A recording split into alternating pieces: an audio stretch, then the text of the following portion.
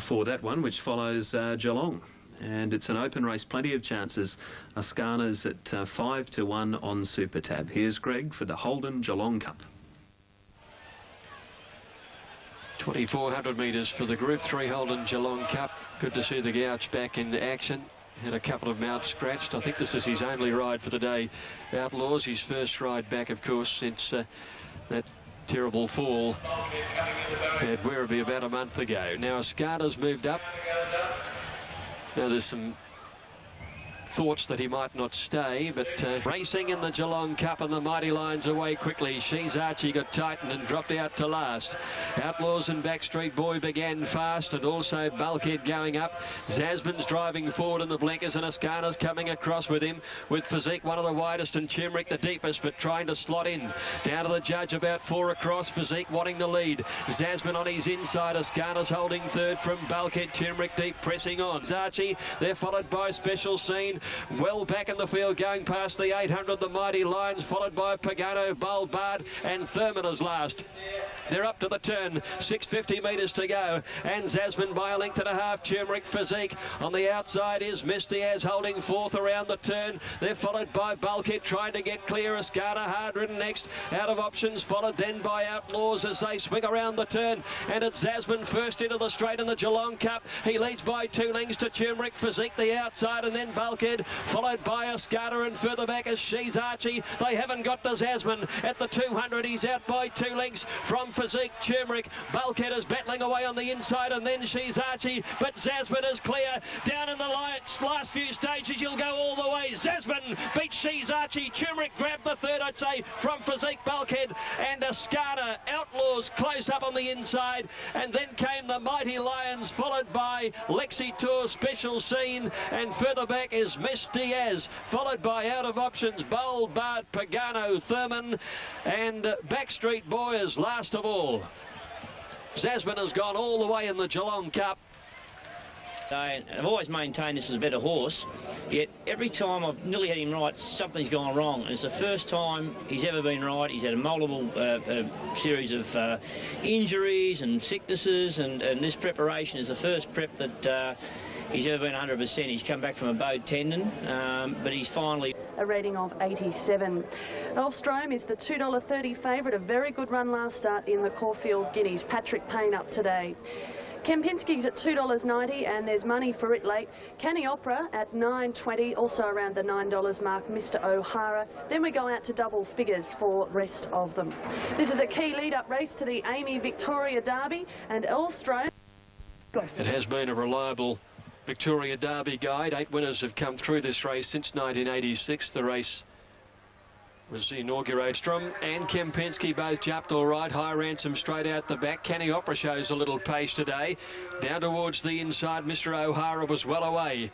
Down towards the judge, some surprise front runners here, including Canny Opera and Elvstrom, who's travelling wide. Patiro racing erratically, throwing his head about losing ground. And Mr. O'Hara leads for only a short time because Elvstrom in a change of tack. This couldn't have had an easier run in front. Elvstrom by 1 1/4. Canny Opera. Mr. O'Hara third. Now Kempinski easing out to have a crack at the front runner. He's coming with his run. Followed further back Patiro. Life's a Bounty. Donington hooks out. Charmview held up, and High Ransom run off his legs. Elvstrom is being tackled quickly by Kempinski. They really clap on the pace, and the two favoured runners go together. Canny Opera's hard ridden. Mr. O'Hara and Life's a Bounty come with runs. Elvstrom, I don't think he's asked for the supreme run yet, Payne. On his outside, Kempinski. The two favourites quartering together. What a great battle this is, and they've broken away from Life's a Bounty. Elvstrom the inside, Kempinski on the outside. They're going hammer and tong. What a ripper finish. 100 to go. Kempinski the outside. Elvstrom won't refuse to surrender. He's coming back. Kempinski just had the nose in front and just wins though from Elvstrom. And they were 5 lengths in advance of Life's a Bounty. Mr. O'Hara, Canny Opera and Charmview, High Ransom, Long Break, Patero and Donington. Dropped out, then Mr. O'Hara. On the turn they race now, and it's Kopinski on the outside, the inside Elstrom. 2 lengths to Life's About It. Charmview back of the centre. They straighten together here. Elstrom on the inside and Kopinski. A great battle. Kopinski goes up to Elstrom. Stride for stride, the 2 favourites. Kopinski and Elstrom coming back. Kopinski on the outside. Elstrom kicking again. Kopinski with its nose in front. Kopinski wins it a half hit on the line to Elstrom. 5 away, third on the race, Life's a Bounty. Then Mr. O'Hara further back on the race in Canning.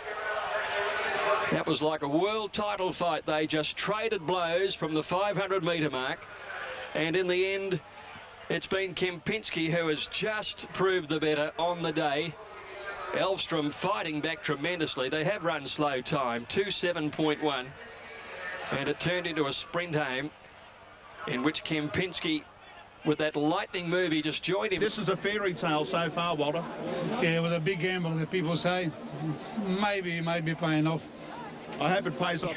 How do you walk away from that win, looking towards next week? Yeah, fantastic, Andrew. I mean, we made a decision after the Caulfield Guineas that I wanted 2 weeks, and got no choice now, only 7 days.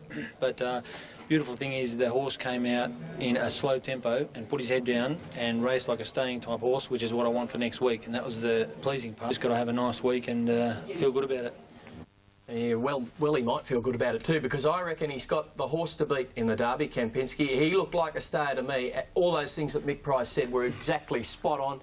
Elstrom, very, very good, and Paddy Payne gave him a bit of a soft run here, and he could have been a little more vigorous on him, I would have thought, Ronnie. He only hit him with the stick once, but the 2 colts were by far the best in the race, and they made the others look ordinary. The others behind have got no hope in the Derby. This was a great race. This was the race of the day. Kieran, what did he give you a good feel, this horse? Yeah, he's a lovely horse. He's got everything written all over him. He's a beautiful type to look at, and he's a lovely horse to ride in a race too. He relaxes really well, which is, you know, what I expected and what I really wanted him to do yesterday, leading into the Derby. It was a 2-horse war there, wasn't it, Kieran?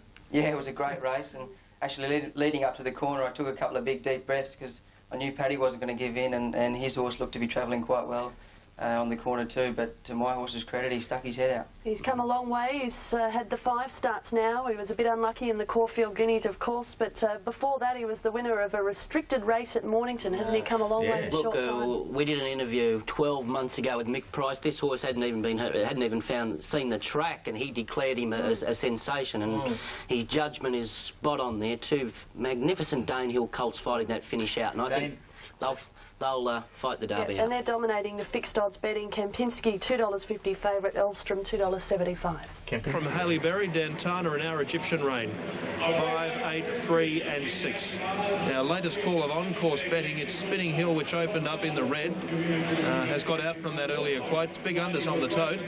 Second pick on course. Righto, Brendan, the Schweppes of Essence Group 2 level. And they're about to be called in. What a great speed battle this is going to be. Spinning Hill favourite. They're betting better odds on track than brilliantly. Spinning Hill got away well. Will just ease out of the early fray. Dantana with more aggression today goes to the lead. Dantana from Our Egyptian Rain before too long, and Haley Berry now for the outside. Then came Pembleton, Spinning Hill, and Azevedo last of the 7. About to go through the gap. Dantana leading narrowly before too long. Charge to second. Our Egyptian Rain third.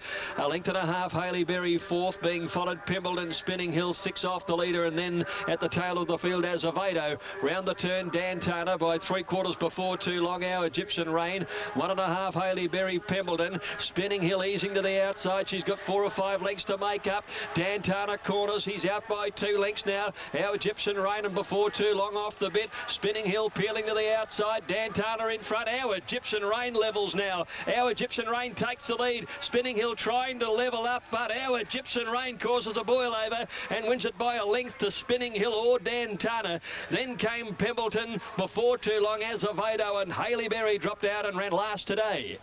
Too long. Still Spinning Hill about 3 lengths off them. Dantana leads. Our Egyptian Rain trying to get to it. Is looming to it now. Our Egyptian Rain's got to Dantana. Spinning Hill with a late run out wide, but Our Egyptian Rain's going to get it. Our Egyptian Rain coming on to win just over a length. Either Spinning Hill or Dantana second and third. Then Pembleton from before. In the year, and done a good job. And you've had a few problems, but obviously it's all over with now because just the way she raced today. Where do you go? Well, we're going to look at the Emirates on Oaks Day. Like, she hasn't run for 2 months, and she's only really been back in work a month, you know. So she's done a damn good job. She has gone enjoy. Majority of the written syndicate, they own Paraka in the Cox Plate. And Nashville Willa will be riding Paraka in a Cox Plate now. Spinning. When you give a good horseman a good horse to work with, Graham Beck's produced the goods with our Egyptian range. She's had a time off. She had some problems. He's got to ride again and got it right on the day. Very, very well ridden and well placed in the race. Got the right split at the right time and raced away. Full of merit, the run of the great mare Spinning Hill. It was a very good effort. She got back, got wide on the track, you know, but it just showed the fallacy of that track on Caulfield Guineas Day when Halleberry finishes 4 or 5 lengths behind Spinning Hill yesterday, and I just think that showed what. It was a bit of an upset result, that Scalacci, and I don't think you could take too much out of the form, except that Spinning Hill is still going very well for a 7-year-old mare. What do you think, Alf? Richard, I think a lot of times 3-year-old fillies in the Scalacci, that run could have been a fair bit harder on her than what we anticipated, and she may not have fronted up again for this event yesterday. Gold Cup, the Cathay Pacific Airways Cup. Chris Muntz got a big chance later aboard Shower of Roses in the Cox Plate. He rides Rose Archway.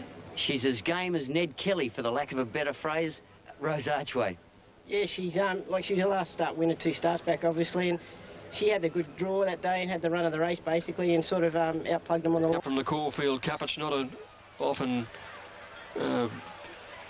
trail that has blazed successfully. Sinister in 1989, the last to win a Moonee Valley Cup, coming through the Caulfield Cup. And the starter sent them away beautifully. Del Vecchio and Monmecchi, along with Comforts, away fast, and Rose Archway began very quickly. Also Legible and Flying Chance are going up to be on the pace. Mr. Prudence dropped out a long last of all, and Piace's a long second last. Hated by about 1.5 lengths. Monmecchi in front of Rose Archway, who's outside Flying Chance. 3 lengths away there. There's a move. Another Warrior whipping around the field very quickly from County Tyrone, Comforts, and then Serpentire as that horse went to the lead now. Another Warrior. Next in the field is Legible. Domineer Prince just left a bit flat-footed when they sprint. Frightening's got to the outside where he needs to be. Then Lord Aaron, Mr. Prudent, Del Vecchio, and they're followed by Schappner and Piace. So up the side now, and it's another Warrior leading from Monmecchi and Rose Archway. Here's Legible going for home early. Froggy's taking off, and the lightly weighted mare dashed to the lead. 600 left to go. County Tyrone's coming on the outside. He's getting up to second from another Warrior. Frightening looks a danger, still responding. Rose Archway's had enough, and next is Lord Aaron. Legible the leader. Frightening the big danger now as they come to the corner. Clear then from another Warrior, and back behind them County Tyrone, and then Lord Aaron. Frightening sailed to the lead around the home turn, and the Bart Cummings colours are looking good. It's Frightening dashing away from Legible, another Warrior, then County Tyrone, but it's Frightening drawing away, and it's going to be a big win for Frightening. Frightening by 2 lengths to Legible. County Tyrone or another Warrior, nearly a dead heat third. Then Lord Aaron, Del Vecchio, Mr. Prudent, followed by Rose Archway, Piace, Schappner, and then Serpentire, a long break. Domineer Prince. Monmecchi dropped right out of it. She's followed in by Flying Chance and Comforts, a distant last. Outsiders coming with a run now. Frightening is going after Legible at the 300 when they turn. Then another Warrior on the outside. Frightening's gone up to Legible. Took the lead from another Warrior. Then County Tyrone, Lord Aaron and Del Vecchio. Frightening in front at the 180-metre mark. It sprinted away. 2 lengths in front of Legible, another Warrior. County Tyrone and Lord Aaron, and further back Mr. Prudent. But Frightening racing towards the Melbourne Cup is going to win by 2 lengths. Second is Legible. Third County Tyrone, and those in front of another Warrior. Then Lord Aaron, Del Vecchio, Mr. Prudent. Following perhaps in the hoof prints of Kingston Rule, Bart Cummings took him through the Moonee Valley Cup on his way to the big first Tuesday in November 13 years ago. Can you do a Kingston Rule with this horse? Well, I don't know. I hope he goes keeps Frightening doing what he's doing. What's been the turnaround with this horse, Bart? Because really going back to the middle of winter and those he was really struggling, but he's just turned it on. Oh, we just sorted him out, figured out what he idiosyncrasies, and everything's worked to a plan. Go and enjoy it, Bart. You're into the Melbourne Cup with another one. Frightening. This has snuck up on us too. Well, it's not over. It's not over yet. He'll stay all day. He's a nice horse. All right, go and enjoy. Why would that be? What is the view from the bottom of that very deep well that you had dug for yourself, Alfie? Couldn't run down. Can you see the light at the top? Sorry? Can you see the little light at the top? Yes, I certainly can. Yeah, don't give me a hard time. Hey, we'll sort something out, though. Don't worry about that. For those who didn't see the show last week, we must explain it. Well, I think Alf should explain what he said. Yeah, I'm more than happy to. I said that frightening wouldn't go 2 mile down a well. OK, look, I know he's by Nazapur on the female side. He might. But over the period of time that I've been watching the horse, look, I just don't know whether he's still the horse that can run 2 mile. Any horse can run it, but it depends how fast they run it. Well, and I saw him. So, it's a relief. Well, he's there again with another cup runner. I fear it'll be the bookie's friend, this cup runner, because, in my opinion, I don't think he's got any hope of winning the cup. But nevertheless, what a great effort it was to do that. Great effort to get the horse to run 2,500 metres. I wouldn't have been happy with the ride by Craig Newitt on the mare Legible. He went off a little early for mine. I mean, I know aggression is a great thing, but I think Craig took it a little bit far there. I kind of like the run from old Mr. Prudent. Yeah. Came from the back of the field, grinding home again. OK, he didn't run a place this year, but the way the race was run, he was never going to. And you see him on the very outside there in the purple sleeves and cap, grinding home again. What about County Tyrone, though? From County Tyrone, trained by Chrissy Lees. He'll be right there. He'll run well in the Cup, County Tyrone. Mark my words. Yeah. You know, look, I don't know if he'll win it, but he'll run very, very well. Let's get out. Behind Legible. Legible's $51 in the Melbourne Cup and probably won't even run. I hope it does, because if I owned it, it would be. And it'd be a genuine chance. I wouldn't take the $11 frightening. All right, well, let's hear from the beaten. Everyone, rival jockey Corey Brown believes he has the secret to beating Lonhro in tomorrow's Cox Plate. Brown, who will partner Clangalang in the race, says the expected frantic pace could bring the red-hot favourite undone. The tussle for the plate is now on in earnest, and while Darren Beedman appears to have a mortgage on the trophy, Corey Brown is the man with a plan. If the speed's very genuine, I think I can beat him. Lonhro's a great sit and sprint horse, and you know, every race start this time in, he's had things go his way. I know he can race up there and back, but it's always because of the speed. But yeah, with the fast tempo of the race, I think I could beat him. His mount, the AJC Derby winner Clangalang, won't make that pace, but his stamina might see him as the chief beneficiary. If he was trying to spook Beedman, it had no impact. Won't matter whether they go fast or slow. Doesn't matter. They've basically, you know, his last 4 races, they've tried it in all different fashions, but he's pretty versatile, my bloke. The superlatives will flow if Lonhro can join his sire on the honour roll. His jockey took the opportunity to chime in early. I don't like comparing horses, but put it this way, he's my Kingston Town. I haven't ridden a horse to this day that has got so many. He's just got the complete package. He's got everything that a rider would want, that could give a rider the ride of his life. As such, Lonhro is a $1.50 shot. Clangalang rated the only danger at $5.50, with the remainder of the field. He's opened up well in the red on course, similar to the Toad Odds. Ahead of Clangalang and Shower of Roses, and then Defier. A special from 4 and 7, then number 2. On course, it's clearly Lonhro from Clangalang. Now, the third pick is Defier, and from there we go to Shower of Roses. Since 1967, is Kingston Town at $1.67. Will he be under that? I think he will be, Bruce. The bookies told me earlier, as I told you, that you get $1.70. You certainly can't at the moment. Bill Graham, one of the leaders of the ring, is betting $1.60. Alan Cleary, Simon Beasley, very big bookmakers have turned off the $1.60 and they're into $1.55. So I think at the moment, certainly, and probably for the rest of betting, that's as good as it gets.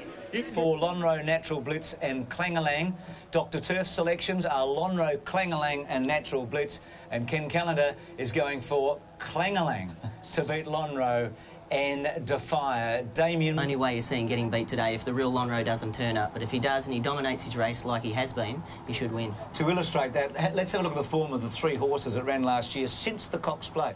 It's staggering. I mean, Lonhro's had 11 starts for 10 wins and won over $2 million, and Fields of Omar and Defier have both done OK but struggled. Of course, Fields of Omar has had injury problems, Bruce, and Defier clearly... He's actually had a bit of racing on rain-affected tracks this campaign as well, which he doesn't like, but he's also lost a bit of acceleration. For the first time. $2 million to the winner here. It's high prizes. Look at Lonhro's stakes winnings. They're at $4.1 million already. He's number 11 on the all-time list. Sunline and Northerly won 4 between them. No wonder they're up the top. But if Lonro happens to win today, he goes past Octagonal. He jumps from 11th to 4th on the all-time list. Yeah, we've talked about it before, haven't we? This is just the big race for Lonro, and I'm not even sure whether this rain suits him or disadvantages him, Damien. I'm just not sure. He has... Up this way, Tony McAvoy's got the binoculars up. You comfortable with everything?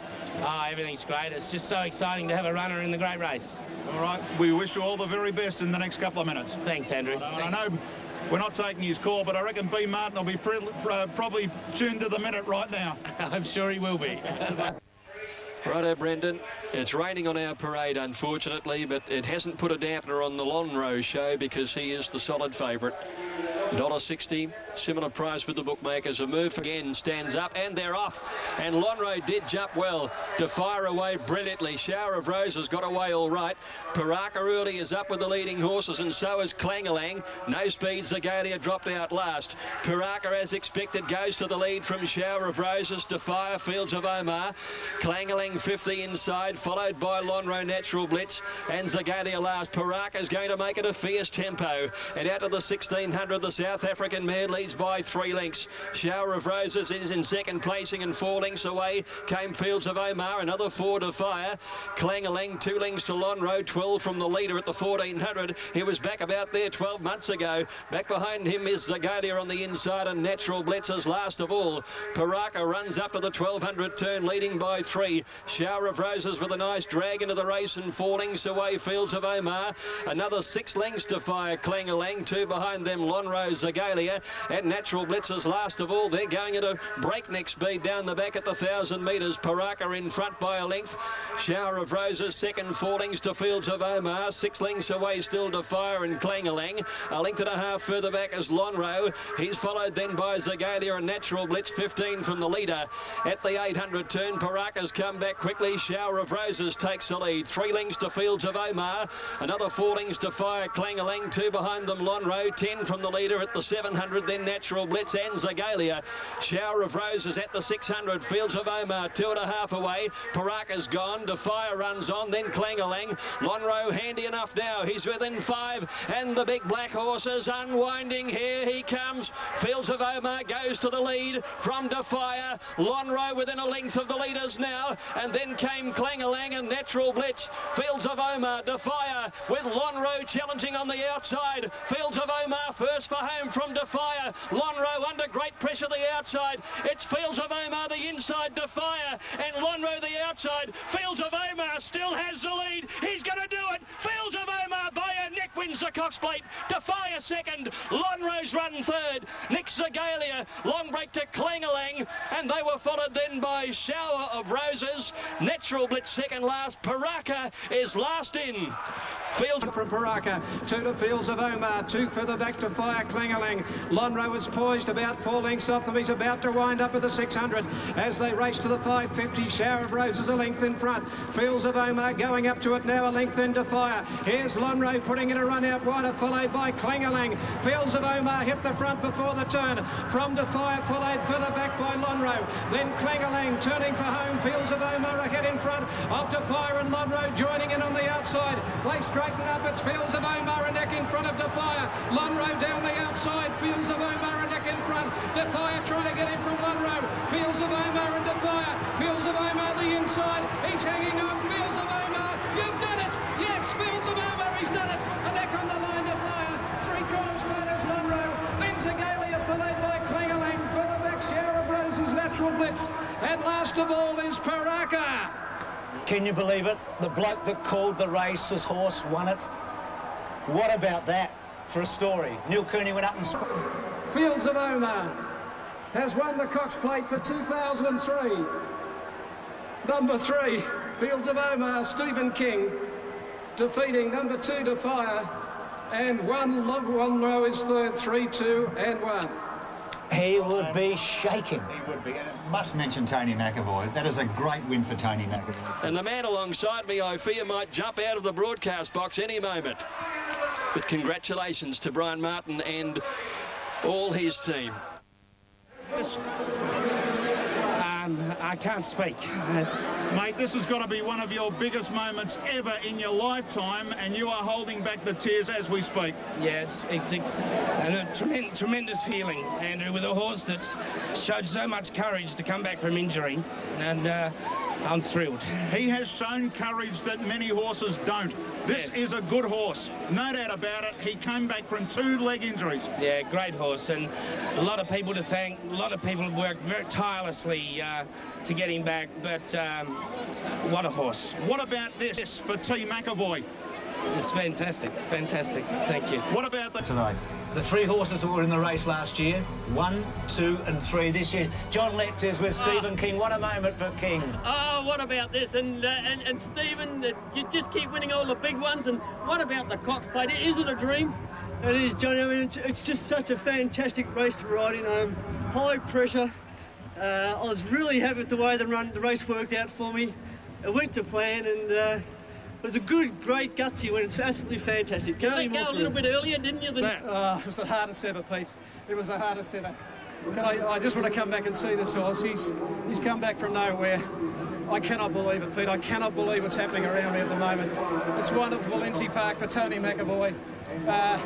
We've battled with this horse, and God bless him. The longest 2 minutes of your life? Longest 2 minutes ever, mate. It's just... Shortly, what an incredible training performance by Tony, and what a great race call from Brian Martin. Bruce, I'm sure you'd agree. You must have been feeling strange up the straight. The horse you rode last year, holding off the horse you would have ridden this year. Yeah, Defy, gallant in defeat. I mean, amazing run by him, because he wouldn't have been suited by the rain that fell, and a very game second. I think it's a minor ease. And now Tony McAvoy with this very, very brave horse, Fields of Omar. I mean, they were going to go for the McKinnon. They weren't going to go for the Cox Plate until he ran in the Toorak. Went back to Adelaide Lynn. They were going, right off the owners, as are a couple of the putters down here having a go at D. Beedman. I don't think, Alf, you could blame D. Beedman for anything that's happened. I thought he gave Lonhro every conceivable chance. And on. Well done, Stephen King. Now, it was an extraordinary moment for Melbourne race caller Brian Martin. Now, Brian is the manager of the syndicate with Fields of Omar. He went out there yesterday with his wife Jill, not only to watch it, but he had to call it on Sports 927. Fields of Omar, the inside. He's hanging on. Fields of Omar. You've done it. Yes, Fields of Omar. He's done it. A neck on the line to fire. 3/4 third is Lonhro. Fields of Omar has won the Cox Plate for 2003. Number 3, Fields of Omar, Stephen King.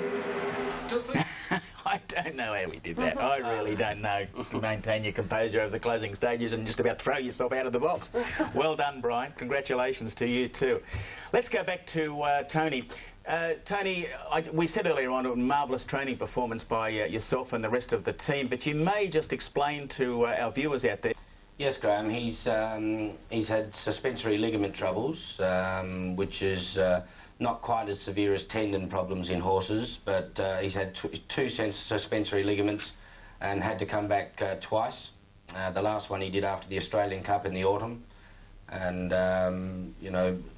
horses do, horses do come back from suspensory ligaments, but to come back at this level, it's very rare. It's right. Bar and Lonhro and Clangalang and Natural Blitz were. I thought they would have to do something special to beat him. I was very comfortable then. Let's just pick up on that point then, how far back Lonhro was. Now, I'm an absolute Lonhro fan, and I think the horse is a champion horse, but he was way out of the race early in the race, and I don't blame Darren Beedman for that, because it was the horses in front of him, horses like Defy and Clangalang, who I think allowed a horse like Fields of Omar to get way too far in front of them. And, Darren had no choice. He couldn't go up 3 deep and make a run from the 1,200 metre mark, so he had to wait until they closed on the leader. And, yes, you might say he was within a couple of lengths on the corner. He certainly was. He was beaten a length in the run home. He loomed on the corner. He did, but right on the corner, he seemed to lose his footing, or he lost his confidence. The ground was wet, the rain had come. He doesn't particularly, in my opinion, produce his best on soft ground, and they did run home over a second slower than they did in the Moonee Valley Cup, which was 2,600 metres, I think, and I just think that showed how much the rain had affected the ground. Look, if you want to pull the race apart, I'd suggest the the barrier beat Lonhro. The barrier beat him. I know there's only 8 runners, but Beedman, you could see he wanted to go forward, and then he's seen them all kick up. He said, I'm going to be 6 wide going around this first turn. I've got to go back. If he would have drawn a barrier, he would have been on Fields of Omar's back the whole way. Let's not forget, though, a very good horse won the race. Yeah. Oh, yeah. A very, very good horse. He had a go, didn't he? And he had a go, he the kept winner. fighting all the way down the straight. It's extraordinary. I ran second, but I... Fighting all the way down the straight. It's extraordinary. I ran second, but I couldn't be happier. Not often you can come out of a race and when you get beat, saying that you had every chance and the other horse was just too good on the day, but this was the case this time. Couldn't be happy with the run that he had, the way the horse ran, so I think everybody should be happy. All the other horses, they were probably off the bit for 100 odd metres more than what I was, and come on the scene as a fresh horse, and it does sort of tend to suit a bit of a sweeper, but you know, they were just too good on the day, but you know, I know how good he is, and they can say what they want. Well, I'm a big fan. Zagalia, what'd you make of Zagalia? Fair. I thought it was a fair run from the Cup's point of view. I'd say she went all right. I think they'd be happy. And Lonhro's immediate future is the paddock, and he'll be brought back for the Autumn Carnival next year before being retired to stud. All right, now let's have a look at 5 from 6 and 10, and then number 4. On course, it's True Glow. It's been quite easy, but it's the clear-cut favourite. Ahead of Boreal, then from there we go to Rosina Ladd, Storm Attack, and then Accelerator. Outside of those, Walk on Air is the next best in betting, along with Umrum. Walk on Air unchanged in betting and good value on the tote at $14. $14. As always are, this at Group 2 level, the Waterford Crystal. And there's the new favourite, Boreal. Been quite well tried on track. And a good thing, Boreal bounced out with True Glow and Circumnavigating, got away quickly with Accelerator, and Storm Attack was going forward. From the outside, Archave, Walk on Air and Dumrum all began quickly. It's a very strong charge, and there's plenty of speed on through the first part of the race. Walk on Air from the outside barrier is going to cross. Walk on Air had the lead narrowly as they run around the turn at the 800. Archave joins and shades him now. A length and a half away, Storm Attack third, followed by True Glow. A length Boreal 50 inside, and then came Umrum Circumnavigating. Smoking Barrel niggled out on the inside with Rosina Ladd putting in a run wide, and then Accelerator. Lawson Storm coming 4 wide, followed by Leather Lane, My Jabril, Roxar and Gunnamatter as last. Archave had the lead. Coming up towards the 450, leads from Walk on Air. Storm Attack in third placing, followed by True Glow, who's under pressure but responding, and then came Rosina Ladd. Boreal is only battling as they cornered, and then Lawson Storm. Archave about a neck in front of Walk on Air, and they've kicked away. They're about 4 lengths in front now from Rosina Ladd, True Glow and Storm Attack. Walk on Air on the inside, and Archave by 3 lengths, Rosina Ladd and Lawson Storm. Walk on Air, Archave are tired, and Rosina Ladd's coming up the middle of the track, swapping them. The Kiwi grabs the lead. Rosina Ladd wins it by a neck to Walk on Air, a half-head Archave. Lawson Storm fourth, and then True Glow, My Jabril from well back, and then came Storm Attack, Gunnamatter, Roxar, and they were followed by Accelerator, and further back in the field was Smoking Barrel. A long break then to Umrum, who's finished in company with Boreal. The soft track's got him again, I'd say, here, and Leather Lane and Circumnavigating the last couple. From home, but just kept finding in the straight. Yeah, mate, he's got a big heart. He's not a big horse, but he's got a great heart. At the Group 1 class. Well done, David. Go and enjoy it, mate. David Howarth joining us there. Rosina. Certainly was. He looked a handy horse on the day. I think the conditions probably did suit him, and the way the race was run suited him too. Those 2 horses in front. Graham, your horse did an enormous job, Walk on Air, and Archave outside him to keep going as they did. Archave should have won. Well, they were dictating terms to suit themselves, and I don't know whether it was instructions to put pressure on early on Archave, but Seema really set it up for a back marker here, I thought. Yeah, this is after the rain had come too. Yeah. I mean, it wasn't as if they were doing this on a firm track. They were doing it in pretty slippery conditions, but well done, the winner, Rosina Ladd. People were tipping it before the race, Alf. Yes, they certainly were. And I think the blinkers had something to do with it too. Look, I know he hasn't had good gaits earlier. I saw him in the Thorndon when he ran second. I was in New Zealand on that occasion. I marked him down then as a horse that was very good indeed. Just had no luck here in recent runs. That was the right race for him. Oh, Graham. They did go forward on Walk on Air. I was on it for a big result. I felt sick when Archeve took it on. Nevertheless, I suppose tactics always play a part, but they rode it beautifully, and he is a bold-going horse that can cover ground and race on the speed without having horses around him. Yes, and you've been saying that for quite some time, haven't you? Good evening, everyone. Cox Plate winner Fields of Omar is bound for the Japan Cup. And the 6-year-old gelding will be a shock runner in Saturday's McKinnon Stakes at Flemington, with plans to follow in the footsteps of Better Loosen Up 13 years ago. So, you know, you would have... The global raider in our backyard is Melbourne Cup favourite Mamul. The first piece of the puzzle surrounding this horse answered here, with the long-awaited vision of the Godolphin flag bearer winning a Group 1 race in Germany 2 starts ago. Mamul's in front, he's very tired. Black Bellamy can't go with him at this point. Mamul's got a half length. Black Bellamy's coming back, he's digging in, he's got a big heart. Mamul is holding him. McFall, Godolphin again. Frankie Dettori's plans to tune up the 4-year-old slightly unclear as he awaits the birth. Friedman is sweating on the weather before making a decision. And the attrition rate leading into the Cup continues to grow, with Bart Cummings losing Strasbourg to injury. The alarm bells were ringing on Tuesday when Strasbourg turned in a below-par gallop at Flemington. The problem now discovered, a tendon injury ruling the 4-year-old out of Tuesday's great race. It leaves Bart Cummings with a single representative, Moonee Valley Cup winner frightening. Sky Racing at Home is unable to show live coverage of the Flemington races today, but we will show a full replay from start to finish shortly after the race has been. Let's return to Flemington. Andrew Bensley's with the trainer of the favourite. Tchaikovsky, another that is still away. Just the 4 to move in then. Ready, racing. And a good start at the 1,600 metres with Happy Strike, one of the first out, immediately headed by Tchaikovsky. The favourite, Sir Dex, was away quickly, but he's going to settle off the pace. And then Hjerger tucked away on the rails in about 5th placing. Sandy Rivers improving on his outside as they came to the turn, and Santissimar wide. Sir Dex next, about 7 or 8 lengths from the leader, and they haven't gone all that hard. Speedy King has pulled out, and then Winsome Loot and Pietna, and Red Hot Pepper is last as they turn into the straight. And with 550 metres to go, Catboy in front. Tchaikovsky's been second all of the way. Happy Strike in third on the outside as they settle for the run in now.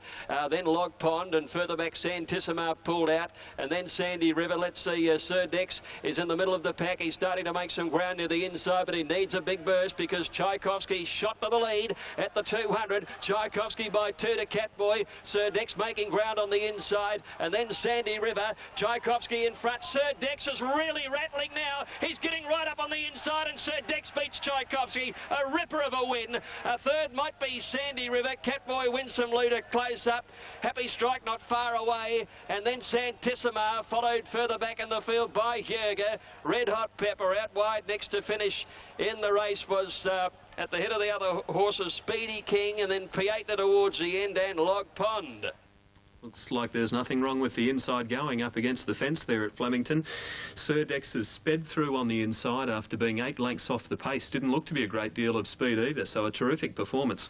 Trained by Gregory Hickman at Warwick Farm. Damien Oliver... Yeah, a few heart palpitations for those who took the short odds early, but it came very fast over the closing stages. What were the sectionals like in that? The winner, he actually produced the best last 200 of the day, Sir Dex. He ran 11.83, home his last 634.66. He put the writing on the wall at his last start. Its next race is the L'Oreal Paris Plate. Abdullah's a rating special. Our Eden, Critical List and Bronc 4, 1, 7 and 8. Through the market there. Unfortunately, this race has been cut up by scratchings. They took 9 acceptances, 4 scratchings, so back to a field of... Bella's our favourite at the moment at $1.90. Critical List at $2.90, 4.20 our Eden. They look the top. Critical List near the inside began well, headed straight over towards that flat side rail. Getting out quickly, going up towards the leaders. Our Eden Bronx behind those, followed by the Hand, and the leader leads from Abdullah. Critical List is trying to get between them. The Hand's moving up on the outside, and further back is Bronx. They're past the 400 metres mark. It's Our Eden leading Abdullah. Critical List is getting the split between them now. Wider out came the Hand, and then came Bronx. Abdullah and Critical List hit the lead inside the 200 metres mark. Abdullah the outside's a half length. He's getting away from Critical List now. Bronx runs the third, followed by the Hand. but it's Abdullah in front going to the line. He's drawing away. Abdullah won it easily from Critical List, and third home in the race was Bronc, and then came the hand, and last home in the race was Our Eden. Very promising horse, Abdullah, number 4, ridden by Nash Rawilla and trained by Tony Noonan at Mornington, has paid $1.90. The second horse for as long as he possibly could, Nash Rawilla, without letting the horse go. He was just nursing him. You can see here he's thinking, I've got them covered. I've got them covered. I don't want to go too early. But when the horse came up inside him, Nash thought, uh-oh, time to switch him on. Started to ride him a bit harder, and this horse is a promising sprinter, Alf. Oh, it is. Look, the time wasn't all that good, but I've got no doubt this time of the day the wind was a lot stronger, and in fact ran a second slower than the Salinger. However, it's a good horse. It did. Flemington's due in 16. Henderson Bay, Farwaz, Devon and Bulkhead, 1, 4, 7 and 8 for the ratings. And through the market, the next is the Group 2 Saab Quality of 2,500 metres. And the main ones in commission are Farwaz, number 4. We've got the favourite Dance on Wood, number 10. Remember it being called the Hotham handicap. You've been in the racing game for quite some time, because the last time it was called the Hotham was 1978. 500 metres the trip. Board, and the Saab Quality field is underway with Dance on Wood, the favourite, winning the jump clearly on the inside. Serpentine was away well, and so is Millzeal, and Devon and Bulkhead come across from wide barriers, so it's going to be a good genuine pace in the early stages. Farwaz is wide as they leave the straight back last as they come along to the 1,000-metre mark now, and out in front is Bulkhead. He's about a length in front. Bulkhead over in second placing Millzeal, 2.5 lengths away then Devon, Dance on Wood.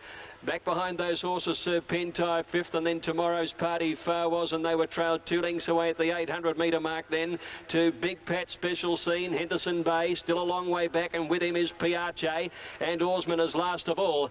Bulkhead came to the corner at the 600 metres. He's going to straighten up almost a length to Millzeal, and Devon third. Then Serpentine hard ridden on the outside as they cornered. Dance on Wood got right up behind the leader, and she's got plenty to offer. She needs a run though in the straight at the 400 metres. She's going to have to check over the leader's heels. Millzeal took over from Bulkhead. Now she's in the clear, the favourite Dance on Wood.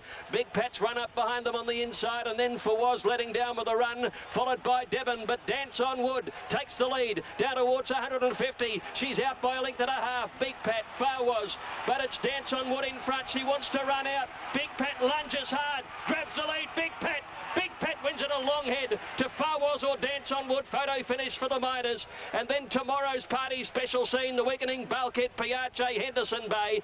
Big Pat returns to the winner's circle. He hasn't been there since the 12th of May 2001. His last win was as a 3-year-old when he won the South Australian Derby at Morphettville. Hasn't won a race since. A wet track slipped over.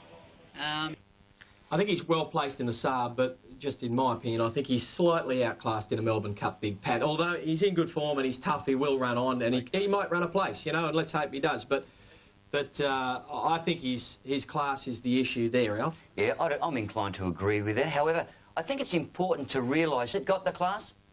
Well, the measuring stick for the Saab is a Brew.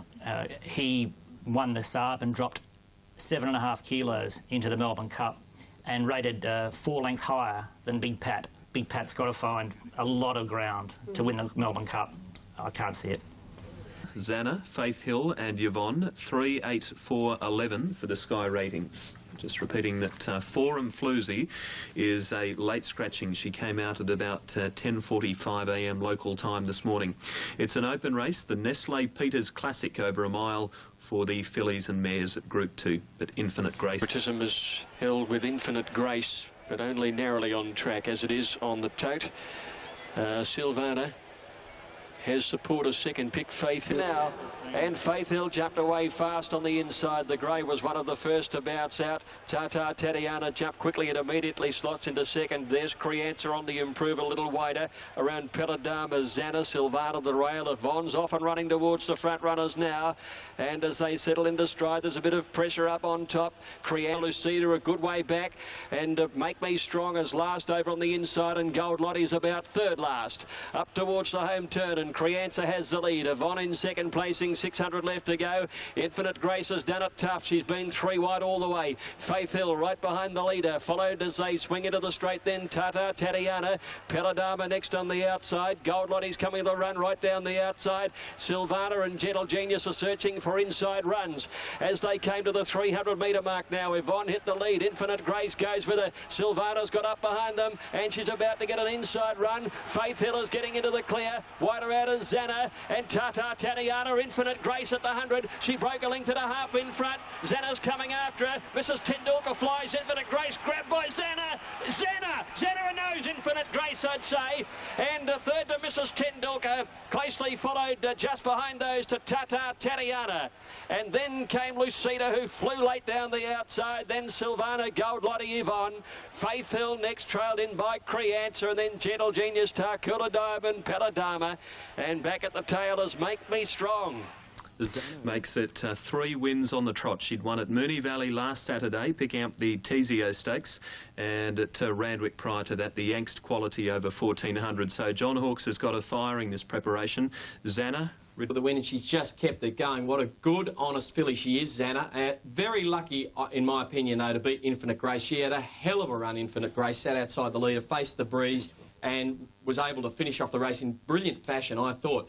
Xana had the lovely run in behind, got the splits when needed, came out, is a very good filly too. I'm not running Xana down. Any filly that wins 3 in a row from a spell deserves some accolades, but gee, I was impressed with Infinite Grace, Alf.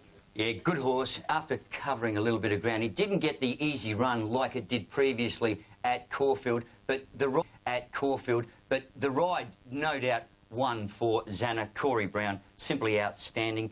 Faith Hill just lost momentum entering the straight.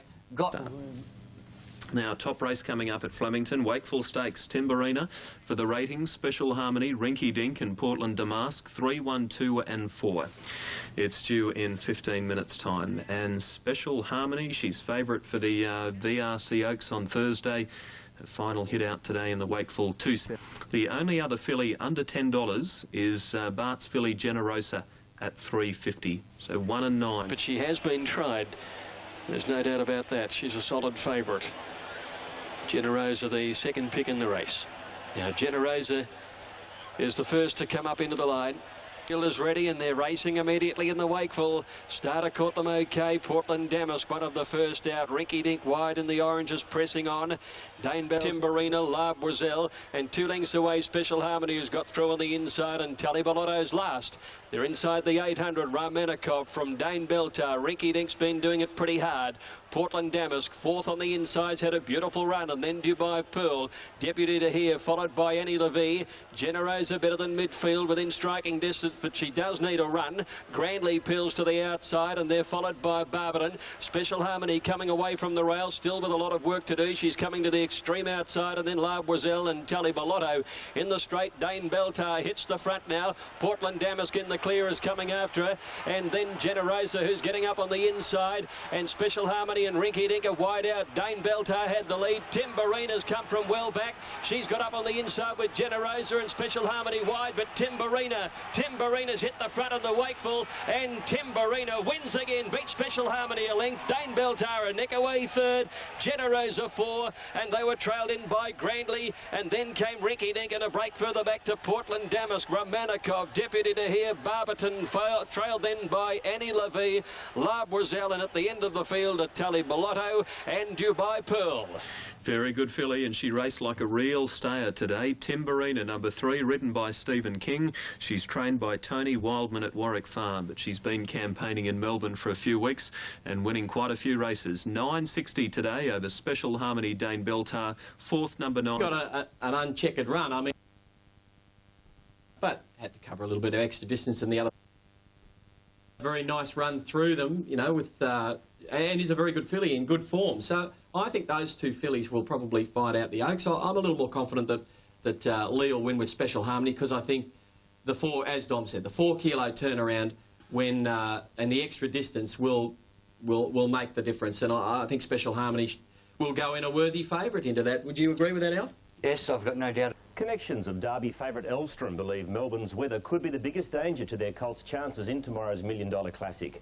The Flemington track is currently rated slow, but it could worsen with more forecast rain.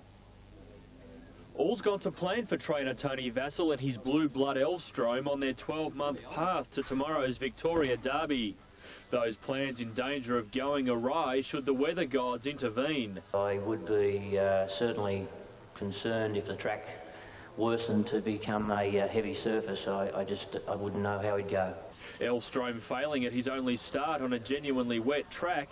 Rival trainers agreeing Melbourne's frustratingly wet spring holds the key to tomorrow's result.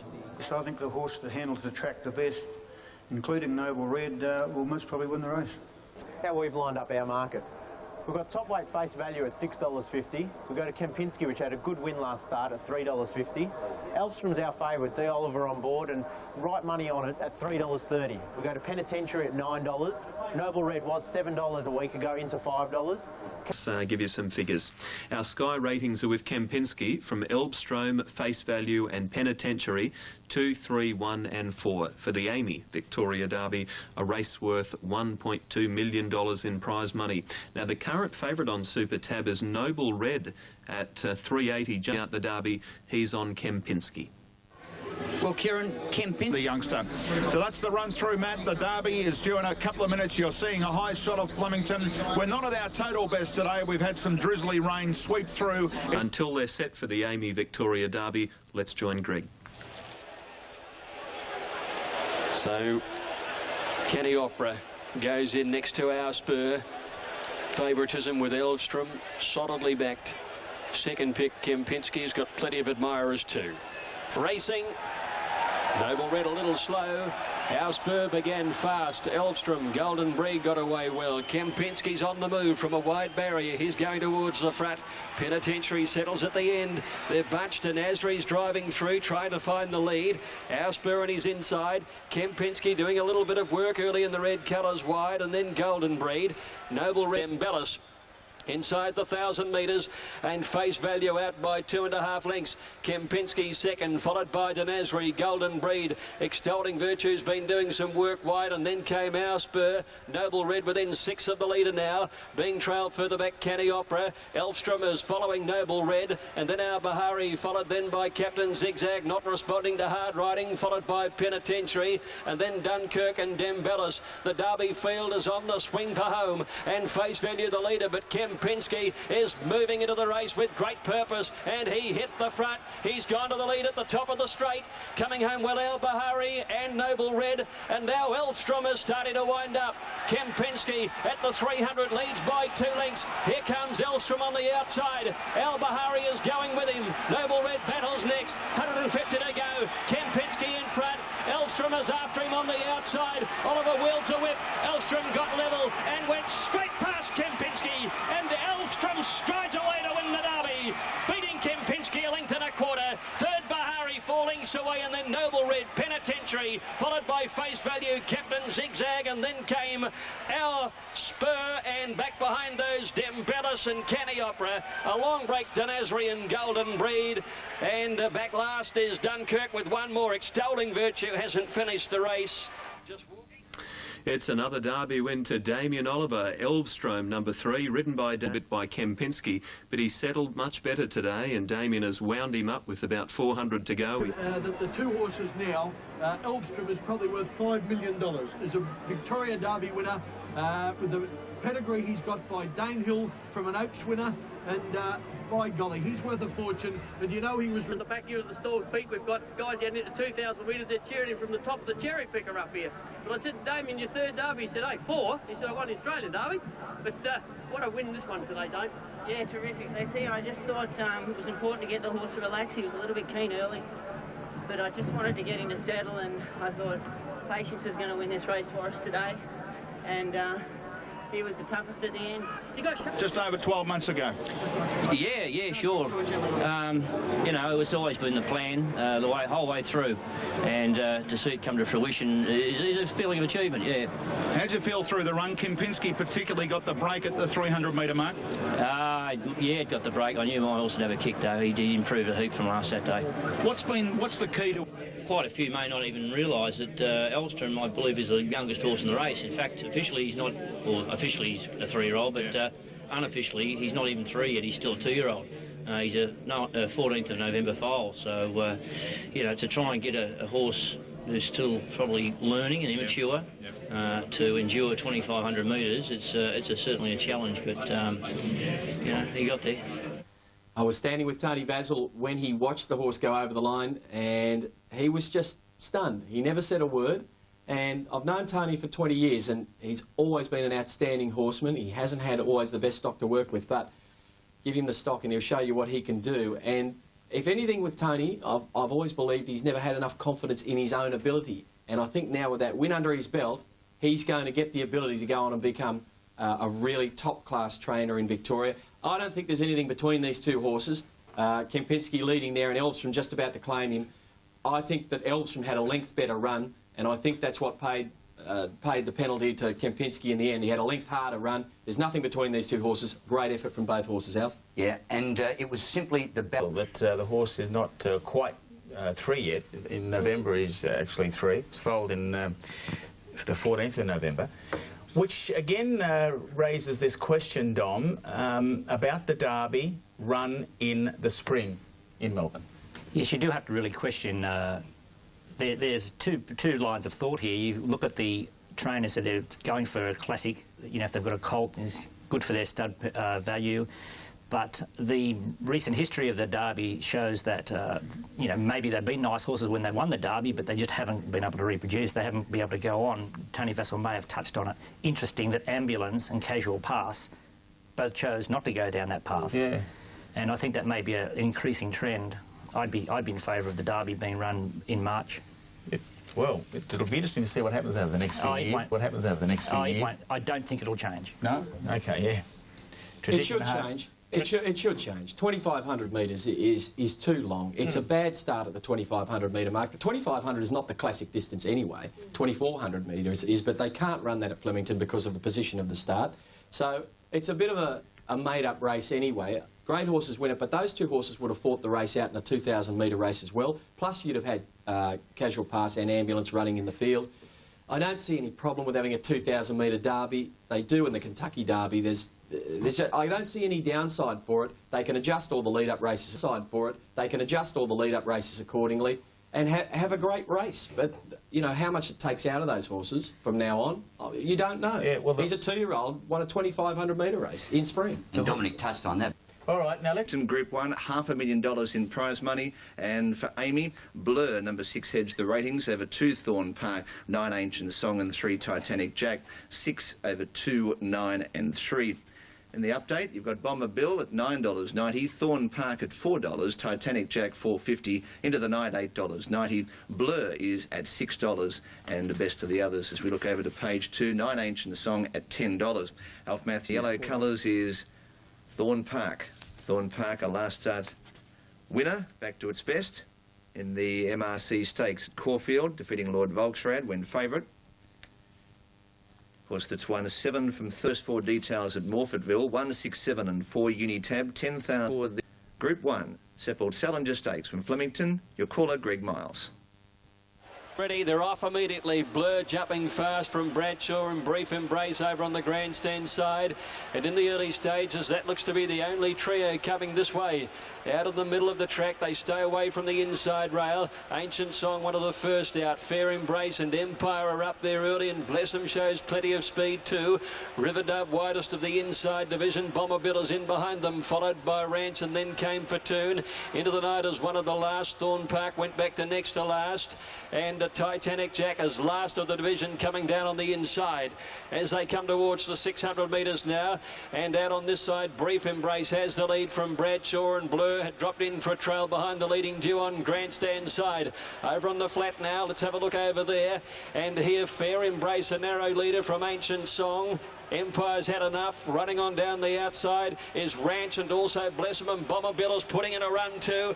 And I'd say the inside had the lead, although Brief Embrace, no, she's right up with it on the outside. Brief Embrace down in the last 100 metres. Brief Embrace this side. Ancient Song and into the night on the far side. Ancient Song hits the front, into the night after it, but Ancient Song beats into the night by a neck. Blessem has run third. Bomber Bill next, and then Brief Embrace first home this side, but wasn't in the hunt in the final two. 200. Titanic Jack Blur, followed further back by Ranch and Thorn Park, and then Empire. And back behind these to finish in the race is Fair Embrace and Fatoon, and then Bradshaw and River Dove. And the winner there, number 9, Ancient Song, 1070 the win, 280 the place. Scotty Seamer for Peter Moody's had 9 wins from 28 starts with 9 minor placings, including a win at Moonee Valley back 2 weeks ago. At a last start second behind Blur, and has turned the tables today. Ancient Song, 1070, 280 over into the night. Bless them running third. That trifecta, 2,300. And Peter Moody. Peter, good morning to you. Morning, Graham. That was a good day for you, mate, at the office? Yeah, no, always nice to, you know, win a Group 1 and, you know, great day for the Caulfield trainers, Quinella-ing the Derby and winning the major sprint. How long have you had Ancient Song now? She's been in our system probably for about 4 or 5 months. She was purchased by Laurel Oak Thoroughbreds, Louis Mia. She took the blinkers off her. How much difference do you reckon that made? Certainly helped to settle in the early stages, Richard. She probably just tended to over-race in the sprint at Caulfield, and only 2 times I've had the blinkers on her at the races, so the work's been phenomenal without them, so I was confident she'd race. Now, there was a classy field, as we know, yesterday, Pete. She seems to be stronger now, Ancient Song. Would you agree? Well, I didn't know the filly previously. I'd seen her race without taking a lot of note, and, you know, she's obviously matured into quite a nice mare and done a very good job for us.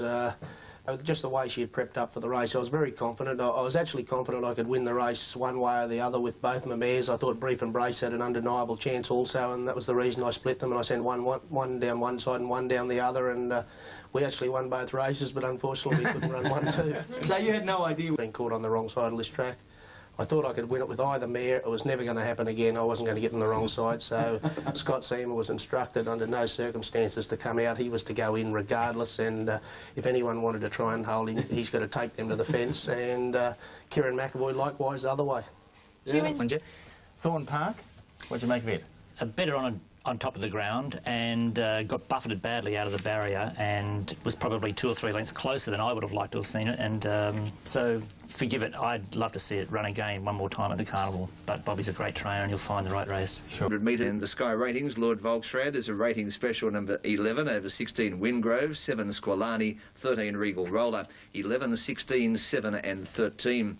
Main ones, Ford de Brief at $6.80, Squalani number 7, 9.60, 8 Salgado at $8.30. The Greg Childs Ride Palladium Star at 14, Lord Volksrad at $4.50, Karen McAvoy, and Galapagos Girl is now to join us here. He's the trainer of Scenic. Crowd attendance. Now Squalani's gone in.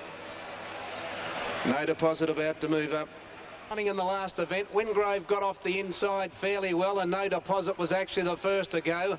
Galapagos Girl began quickly, and Sports is going fast from out wide, and when they comes Palladium Star, Debrief and Shogun Lodge from Salgado and Cool As last of all. Past the 800, and the leader is Sports from To Be Fair. No Deposit third, Inspired fourth, Galapagos Girl fifth from Regal Roller. Crystal Finale, Deep Wingrove on the fence, followed by Squalani, Scenic Peak, Palladium Star. Then over on the inside, Shogun Lodge and Lord Volksrad a fair way from them, and then Debrief, Salgado and Cool As. In the straight, 600 to go. Well, coming to the 400 now at Sports in front of No Deposit. To Be Fair, Wingrove, Debrief going up from Galapagos Girl. Inspired, and then comes Regal Roller. No Deposit in front, coming to the 200 from Sports. Then comes Debrief, To Be Fair, Lord Volksrad and Scenic Peak. No Deposit is the leader with 100 to go. Shogun Lodge. Shogun Lodge is bursting through. Lord Volksrad and Scenic Peak, Shogun Lodge, Lord Volksrad, Scenic Peak, I can't pick it. Shogun Lodge, Scenic Peak and Lord Volksrad, 3 of them hit the line together. It's a great finish in the Allambi. Salgado and Cool As close up with Regal Roller. Squalani's behind those. No Deposit, To Be Fair, Debrief, and then comes Wingrove, followed by Sports, Galapagos Girl, Inspired, Palladium Star and Crystal Finale. And Alan Thomas for Queensland. And the Scenic Peak for Queensland taking out the last event, $21.60 and $6.80. Danny Nikolic for Danny Begor, $21.60 and $6.80. Lord Volksrad, $1.90. Shogun Lodge at $4. So 3, 11 and 1. First staggers in the last 200 metres, allowing those horses to sweep down the outside, and Scenic Peak back to his best form. Shogun Lodge, well, Does he ever run a bad race, really? I mean, it's very, very rare to see him run a bad race. Lord Volksrad, well, he's always around the money, but he seems to find one to beat him. But, look, Scenic Peak, we know, Alf, is a high-quality racehorse when he's on his game. A record holder at Flemington over the 1400 2 years ago.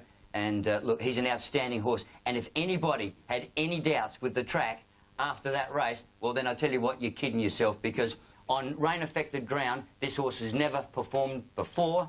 The grass was a little bit longer yesterday, and it held up well. Keith, what were your thoughts? Well, I was interested to see Lord Volksrad run around again, Alf, as he normally does, and Kieran McAvoy was reprimanded for not keeping him straight. Earlier, a more severe penalty for Kieran. He was suspended for his ride in the Wakeful Stakes, and he'll be out after Oaks Night until the 22nd of November. But haven't you got to love Shogun Lodge? There he is, the #1 saddlecloth, and he almost pinched it. Scenic Peak won the Group 1 Emirates Stakes at Flemington last year, and I would imagine he'll probably back up in the race next Saturday, Keith? Yes, I think he would, Joe. That decision will be made in the next couple of days. It was a bit of a surprise win in some aspects, because Scenic Peak has always had a preference for firm going, but here he is winning on a track that was officially slow.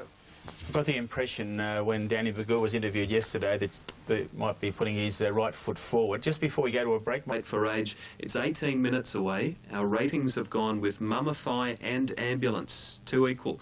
Chattanooga and Fields of Omar, 8, 12, 6 and 1.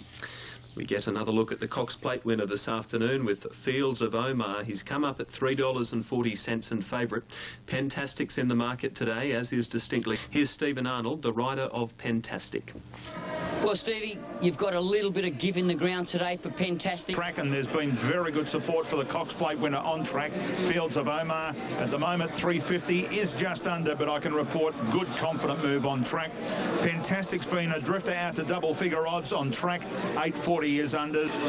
Ambulance drifted just a little bit, near enough the tote at 580, and Casual Pass has been a drifter on track, but they're right on the mark at $8.50. This time a Cox Plate winner went on to win the McKinnon Stakes a week later was in 1990 when Better Loosen Up did it, and Fields of Omar is of course following the same program off to Japan after today. And they're racing immediately. Mummify began just reasonably on the inside. Casual Pass, one of the first out.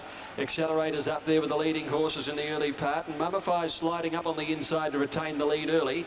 Hale and also Fields of Omar had jumped well. They go past the 1,800 metres. Mummify the leader. Nikolic just doesn't want him to go too hard early. Casual Pass on his outside, slides to the front to give him. And out near the 1,000 metres, Casual Pass left alone to do it his own way in front. Mummify 2 lengths away second. Accelerator third. Fields of Omar the outside. He's probably got the run of the race out there. 2 lengths away is Hale, and they're trailed by Chattanooga, Distinctly Secret.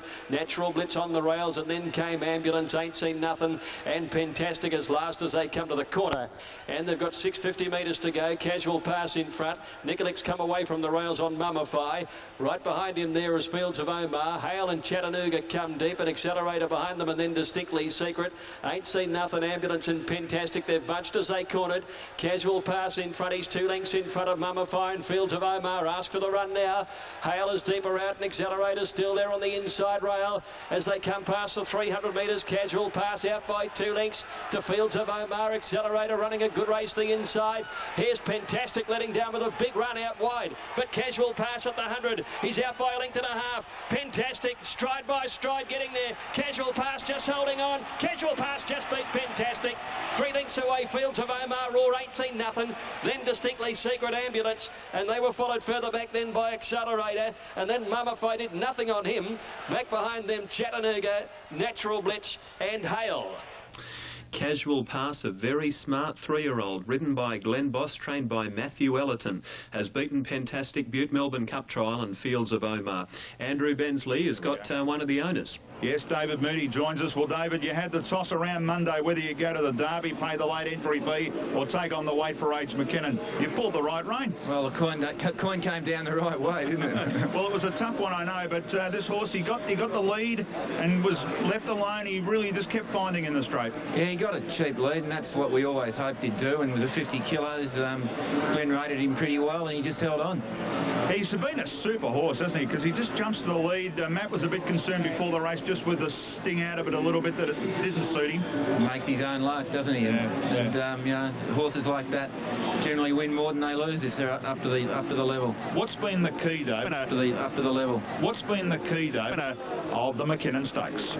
Very unusual to see 3-year-olds in the McKinnon Stakes. This horse becomes the first 3-year-old since 1948 to win the McKinnon Stakes. Snowstream was the last horse that did it. He's now won the Norman Robinson, the Bill Stott and the McKinnon Stakes at his last 3 runs. Casual. He said actually when he got to me he felt my horse surge, and I felt if the horse had got to me with 100 I still would have won, because he was waiting for something, you know, but I got away with a pretty cheap half mile in the middle stages, and that's probably set me up for the win. A lovely front-running ride on a very, very good 3-year-old who's been in great form, and his trainer here sitting next to me, Matt Ellerton. Well, that was a great job. Were they always your tactics? You were going to go to the front and stack them up? Yeah, well, I mean, as has been his style, you know, we sort of thought 50 kilos, wait for age, you know, we'll go to the front. Didn't have to lead, but it turned out that way. Danny handed up pretty quick on Mummify, and, you know, Glenn just ran his own race. And the 50 kilos, that's obviously a big advantage for 3-year-olds, but that's why they have it, because they're giving away age and experience. Fantastic there. Well, the soft track suited him. He got out wide there and flashed up late, but all credit to your horse. He's a strong 3-year-old. Do you reckon he's the best 3-year-old? And do you reckon if the Derby had been 2,000 metres, he'd have beaten those other 3-year-olds? He would have towed them. Hey, Matthew. No, I honestly think he's the best 3-year-old. I think if he had a run in the Guineas, he would have beat him. And all credit to the horse. He is the Derby, and I think we made the right choice. Can I ask you, considering that with ease that Mummify led in the Caulfield Cup and the times that he ran, were you surprised that Danny Nikolic gave up the lead so easily? Well, looking at me there, no, I don't think there was a surprise that he gave up the lead. I think Danny would have been looking towards the Melbourne Cup thinking, I don't want this horse thinking that he can just bolt to the front in every race that he runs in. There was no need to lead. He was right behind the leading horse. He was only giving away half a length on the corner. So, you know, I don't think there was any need to lead. But it was particularly on Mummify and the out of yesterday's McKinnon, the corner. So, you know, I don't think there was any need to lead. But after he straightened, Danny said he didn't think the horse was right, and he didn't let the horse off the bed. He didn't appear to ride him out at any stage in the straight. So, you know, that's his belief, and that's what he's sticking with.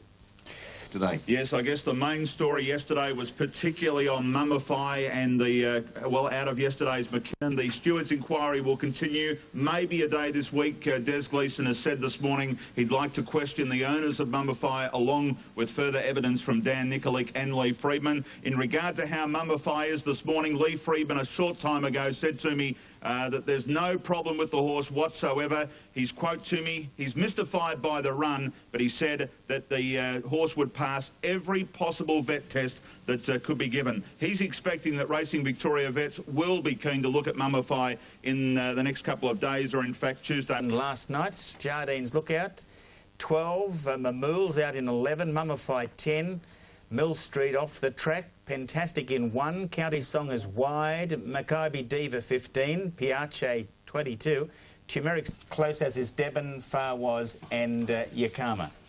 Now, we're going to have a look at some of the Melbourne Cup aspirants, and first of all, we'll take a look at Fantastic, a terrific run yesterday in the day about that. Stephen Arnold aboard. Fantastic, but Dom, do you think that he really is a 2-mile horse? He's a very interesting horse. To say about that, Stephen Arnold aboard. Fantastic, but Dom, do you think that he really is a 2-mile horse? He's a very interesting horse. His 2-mile form's a very interesting study. Last year he peaked at the 400. He's more mature now. But this horse raced in a 2-mile race as a 3-year-old. And it was the run after he turned him on with the blinkers in the Derby. He put the blinkers on the Derby. He ran a brilliant race and ran him in the Sydney Cup. He got knocked from pillar to post from the 600 on furlong. Right. You had to forget the run. Indicative that he might run 2 miles. He put blinkers on again yesterday, switched the horse on again. If the Cup doesn't go overseas, it'll be on David Hall's mantle on Tuesday night. And I think the fact that... Absolutely fantastic Melbourne Cup preparation. A bit of a query after yesterday, though. Drawn... on Tuesday. I think you've got to just take him on the Caulfield Cup form. That is outstanding form. It proves every year to be the best form race going into a Melbourne Cup. He ran the out outfit. Oh, pretty hard to ignore, though, a very ordinary performance like that. Well, what can you do? You're going to put the pen through him on that? That's your right. That's what you'll do, but I won't. Well, yeah, look, I think it's very... That the last 12 winners of the Melbourne Cup have all done something wonderful, something really special. Their run immediately before the Melbourne Cup, 12 in a row. That wasn't special yesterday for Mummified. Oh, OK. Interesting point there, Dominic. But now, I know that a few of the judges here are very keen about the chances of Makybe Diva, and why wouldn't they? Glenn Boss is aboard. It's drawn 15. She's a big, long-striding mare. She's been getting a long way back in her races, and I thought perhaps the middle would be a good draw for her. She's a little bit outside the middle. I don't think she needed to be inside and getting jammed up too much. You're pretty keen about its chances? Yes, I think if Makybe Diva wins the Melbourne Cup, trainers for years will revisit this program that David Hall has chosen for this horse and make it a template for a perfect Melbourne Cup preparation.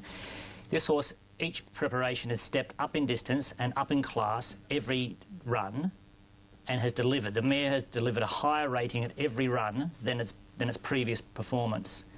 It goes for a spell, comes in, starts off a little bit lower and goes ahead again. Makybe Diva's very, very close to what's required to win the Melbourne Cup already, and there's no analyst who could look at this racing pattern and not anticipate that up in class and up in distance on Tuesday, this horse will find the extra 1.5 lengths it needs, and I think Makybe Diva will win the Cup. Well, Alf, that must back up your argument. You know, look, that was just poetry in motion, Dominic. I absolutely adored every comment you made. People have said, why hasn't it won this preparation? It went from basically a maiden to Group 2 status in the Queen Elizabeth. This time last year, it has had an uninterrupted preparation, stepped up in ground perfectly, beautifully weighted. It is ready to fire. It'll be winning. I concur. I think she's had a great prep, and I think she's a good mare, loves Flemington, drawn well. And David, track conditions are going to be perfect? Well, one would think so. He's going to get the perfect track conditions, and, you know, I think she's got everything in her favour too. I've got her in my 4 or 5. Good, I'm glad. Does there have to be a value bet, Dominic, with all that? Well, you know, I think she's going to start about $8.50, something like that, and I think that's a respectable price. I've assessed her a 7-2 favourite. Cool. OK, there you go, folks. OK, now... Has raced the Melbourne Cup. Despite being charged over his ride in Saturday's McKinnon Stakes, jockey Dan Nikolic will saddle up on Mummify tomorrow. Gerard Wakely joins us live, and he says he will give 100% in the race. Yes, it's not the preparation anyone was looking for, Mel, involved in this case. A day-long hearing racked with tension and uncertainty. And in the end, Danny Nikolic does face a serious charge in racing of failing to take all reasonable and permissible measures to obtain. All day it left him free to ride in tomorrow's Melbourne Cup. But while Nikolic spoke with the media, Lee Friedman assembled his owners and floated the possibility of replacing him on Mummify come tomorrow with standing jockey Darren Beedman. And it did seem for a brief moment that was going to take place. An emergency meeting between Friedman and Nikolic, and the owners decided that no change would be made at the 11th hour, and Danny Nikolic was left to walk out and declare that he is riding the horse. There was also... Well, it's not the idyllic preparation for a jockey to ride a horse in the Melbourne Cup, so I'm a little bit mixed up at the way I feel right now. You're going to ride the horse tomorrow? Of course I am. You are, and you've spoken to Lee about that? I'll be riding the horse and I'll give him a good ride. I just hope the horse performs. He's assured me that he's very keen to try and win the race, and he made a very good point that he knows the horse extremely well. And I think in those situations you've got to go with the person who has the experience rather than changing right at the last minute. There's a very close association with ourselves and Dan, and you know, we backed him all the way through, and we think he's the best guy to ride the horse, so he's riding the horse. No doubt as a... I think she can win the Cup. Chris Kearns thinks Makybe Diva's a big chance as well. Joe McKinnon's tipping Pentastic. Rod Fuller with the International. Bensley, Alf Matthews, Makybe Diva fans. Larry Olsen, who's won a Cup. Seen over there in South Australia win a Derby a couple of years ago. And Ron Dufficy likes Makybe Diva. So there's all the big story today is that Mummify is scratched from the Melbourne Cup. Yes, it certainly was. It's just been a remarkable few days for everyone concerned with Mumify. News broke this morning at around 7 o'clock that the horse had an elevated temperature. It's certainly nothing to do with what Dan Nikolic thought. The horse had a bit of illness in maybe its back area on Saturday in the McKinnon. The horse was checked over at about 5 o'clock. The temperature was high. It rose again in the next half an hour, and Lee Freeman made the decision in contacting Des Gleeson that the horse had to be treated for the problem. And it's the fabulous scene over Flemington on a perfect day for the Cup. And just looking at the ratings again for you, Mamool, the top rater from County Tyrone, Mr. Prudent and Distinctly Secret, 2, 6, 8 and 9. Here is the full market for the Melbourne Cup. 42 minutes away now. $40 Jardine's Lookout. Mamool at $8.60. Mill Street 32. Pentastic at $10. 13 about Distinctly Secret. Hugs Dancer at 21. Grey Song at $9.40. Mackivy Diva at $9.70. 77 Piatan. Frightening the favourite at $6.10 for Shane Dye and Bart Cummings. 146 for Schumpeter. It's probably the roughest horse in the race. 52 She's Archie. Zagalia at 20, nice odds. Ain't seen in the Caulfield Cup. Mackivy Diva at $9.40. The owner of Mackivy Diva tried to back that mare to win $1 million yesterday in the call of the card. Must be good money in tuna fishing, Bruce. Comes from Port Lincoln in South Australia. Frightening is $6.20 if Frightening were to win. Zagalia shortens a bit into 18s out in the betting ring. Pat, I believe the money keeps coming for Mamool. One of the bookies runners walked past me just a moment ago, Bruce, and said this has been an absolute avalanche. When I arrived on track, it was double each way odds, Mamool. You know, I said a couple of times that the bookies were expecting something to happen. Well, it's happened. It's firmed up 2 points. It's clearly now the Melbourne Cup favourite, Mamool, and it has been just a massive, massive betting plunge. But Mr. Cummings isn't happy about it. He wanted to draw a bit wider. He said there's the last 3 or 4 years there's been a lot of trouble with horses drawn on the inside, getting forced right out of the race. So we'll just see what happens, but I'm very happy with the barrier. I'd prefer to be there than out 20 or 24. Yeah, no, I totally agree. Shane, weight-wise, you're not having any trouble? In August, I was about 121 pounds, because we're pounds over there. And when I left yesterday or Sunday night... Some good money, I believe, Andrew, for Mamool. Yeah, look, this is the best horse supported in the race, Mamool, by a long way. It's going to start favourite on track. Most of us probably thought Mackivy Diva was going to start favourite, but it's been, well, just in the last call coming through. A little bit of support, $9 on the tote, still shopping. The set for the Cup. They're racing immediately. Mamool began okay, so did Jardine's Lookout and County Tyrone. Frightening jump well, so did Pentastic in the early stages, and Ain't Seen Nothing's going across the field with Zagalia from the outside barrier, driving towards the front runners as they settle into stride. Turmeric and Mill Street is also joining in up on the outside of these leading bunch of horses as they've settled into stride. Now let's see, towards the end of the field, Holy Orders went right back there with Piace. They come down the straight the first time, and from barrier 24, Zagalia crossed over and had the lead against the fence in front of Mamool up in second placing. On the outside is Mill Street about to go round at stablemate, and then Frightening tucked in on the rails for 3 lengths Zagalia. 2.5 lengths away is Mamool third, Frightening fourth on the inside, and then came Schumpeter fifth, closely being followed by County Tyrone. A length to far was 3/4 to Ain't Seen Nothing, followed by Pentastic. There's Hugs Dancer off and running at the 1700 metres, being followed then at the head of the other horses by Bold Bard, and Jardine's Lookout is also taking off mid-race. They're followed by Devitt and Turmeric. 1.5 lengths further back in the field, Mackivy Diva, and then came Big Pat on the inside. 1.5 further back is Yakama, being followed out towards the 1400 metres then by She's Archie, and then came Grey Song. 1.5 lengths to Mr. Prudent. He's followed by Distinctly Secret. Holy Orders next to last, and last on the outside, Piace. At the 1200 metres, and Mill Street made play in the Cup. He's out by 4 lengths. Zagalia second, Mamool 2 lengths away third, followed by Frightening. Hugs Dancer's moved up to fifth, the outside from County Tyrone Schumpeter. Then came Jardine's Lookout, 1 length to Ain't Seen Nothing, Far Was, and then Bold Bard, trailed by Pentastic.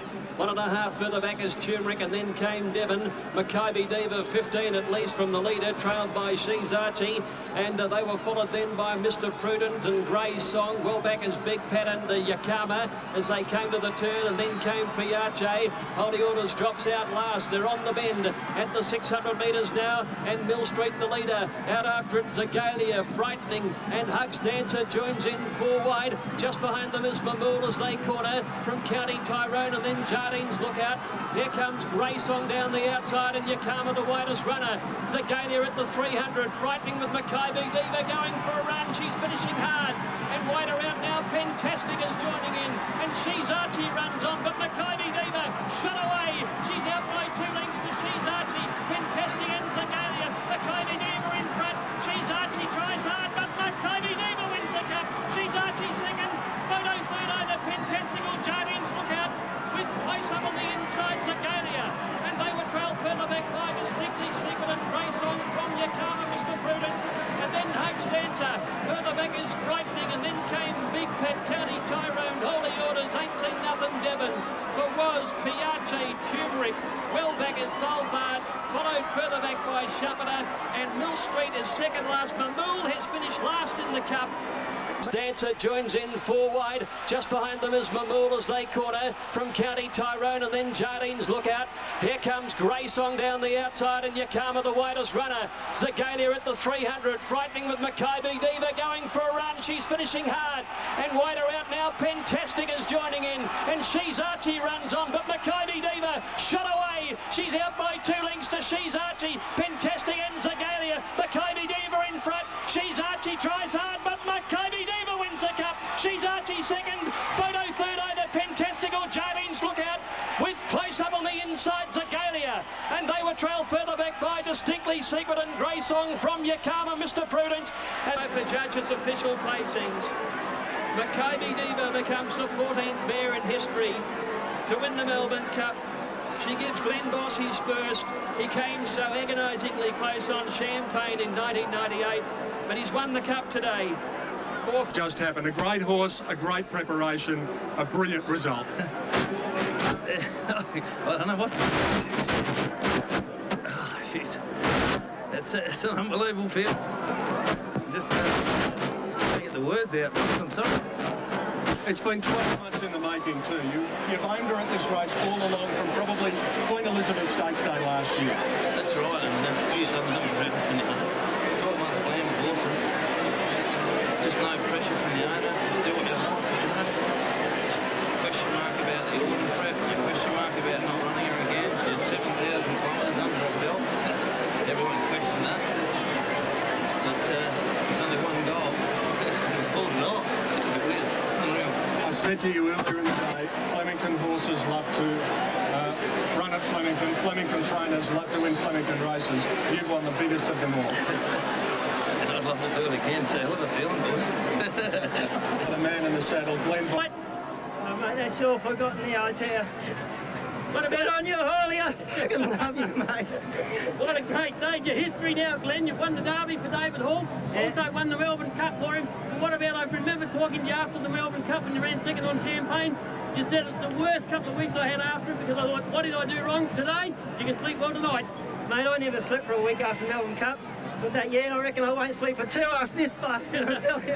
Hey, Glenn, what about you won some big races, but what about this one? Oh, mate, this is very special for me because David Hall, I mean, God, I just, I can't give that bloke enough credit. I just had the perfect run, mate. It was like I was in the zone, you know. It was just all happening for me. And I just got the best run through. I rode it like what you would have played, I'm telling you. Hey, Glenn, what about when you got to the 200 and you hit the front, did you think, now what's this? Well, I got there so easy and I had such a soft run, and she's so stoutly bred. I knew she'd run it strong, and oh, but that's a long frigging furlong, isn't it? Mate, it's the longest furlong in the world. Congratulations. Glenn Boss, ladies and... The owner here, he's got 9 horses running around Australia today, 2 at Echuca in country Victoria. He tried to back this horse to win $1 million at the call of the card yesterday. He's backed it to win $700,000. He backed it at 50 to 1 earlier in the spring.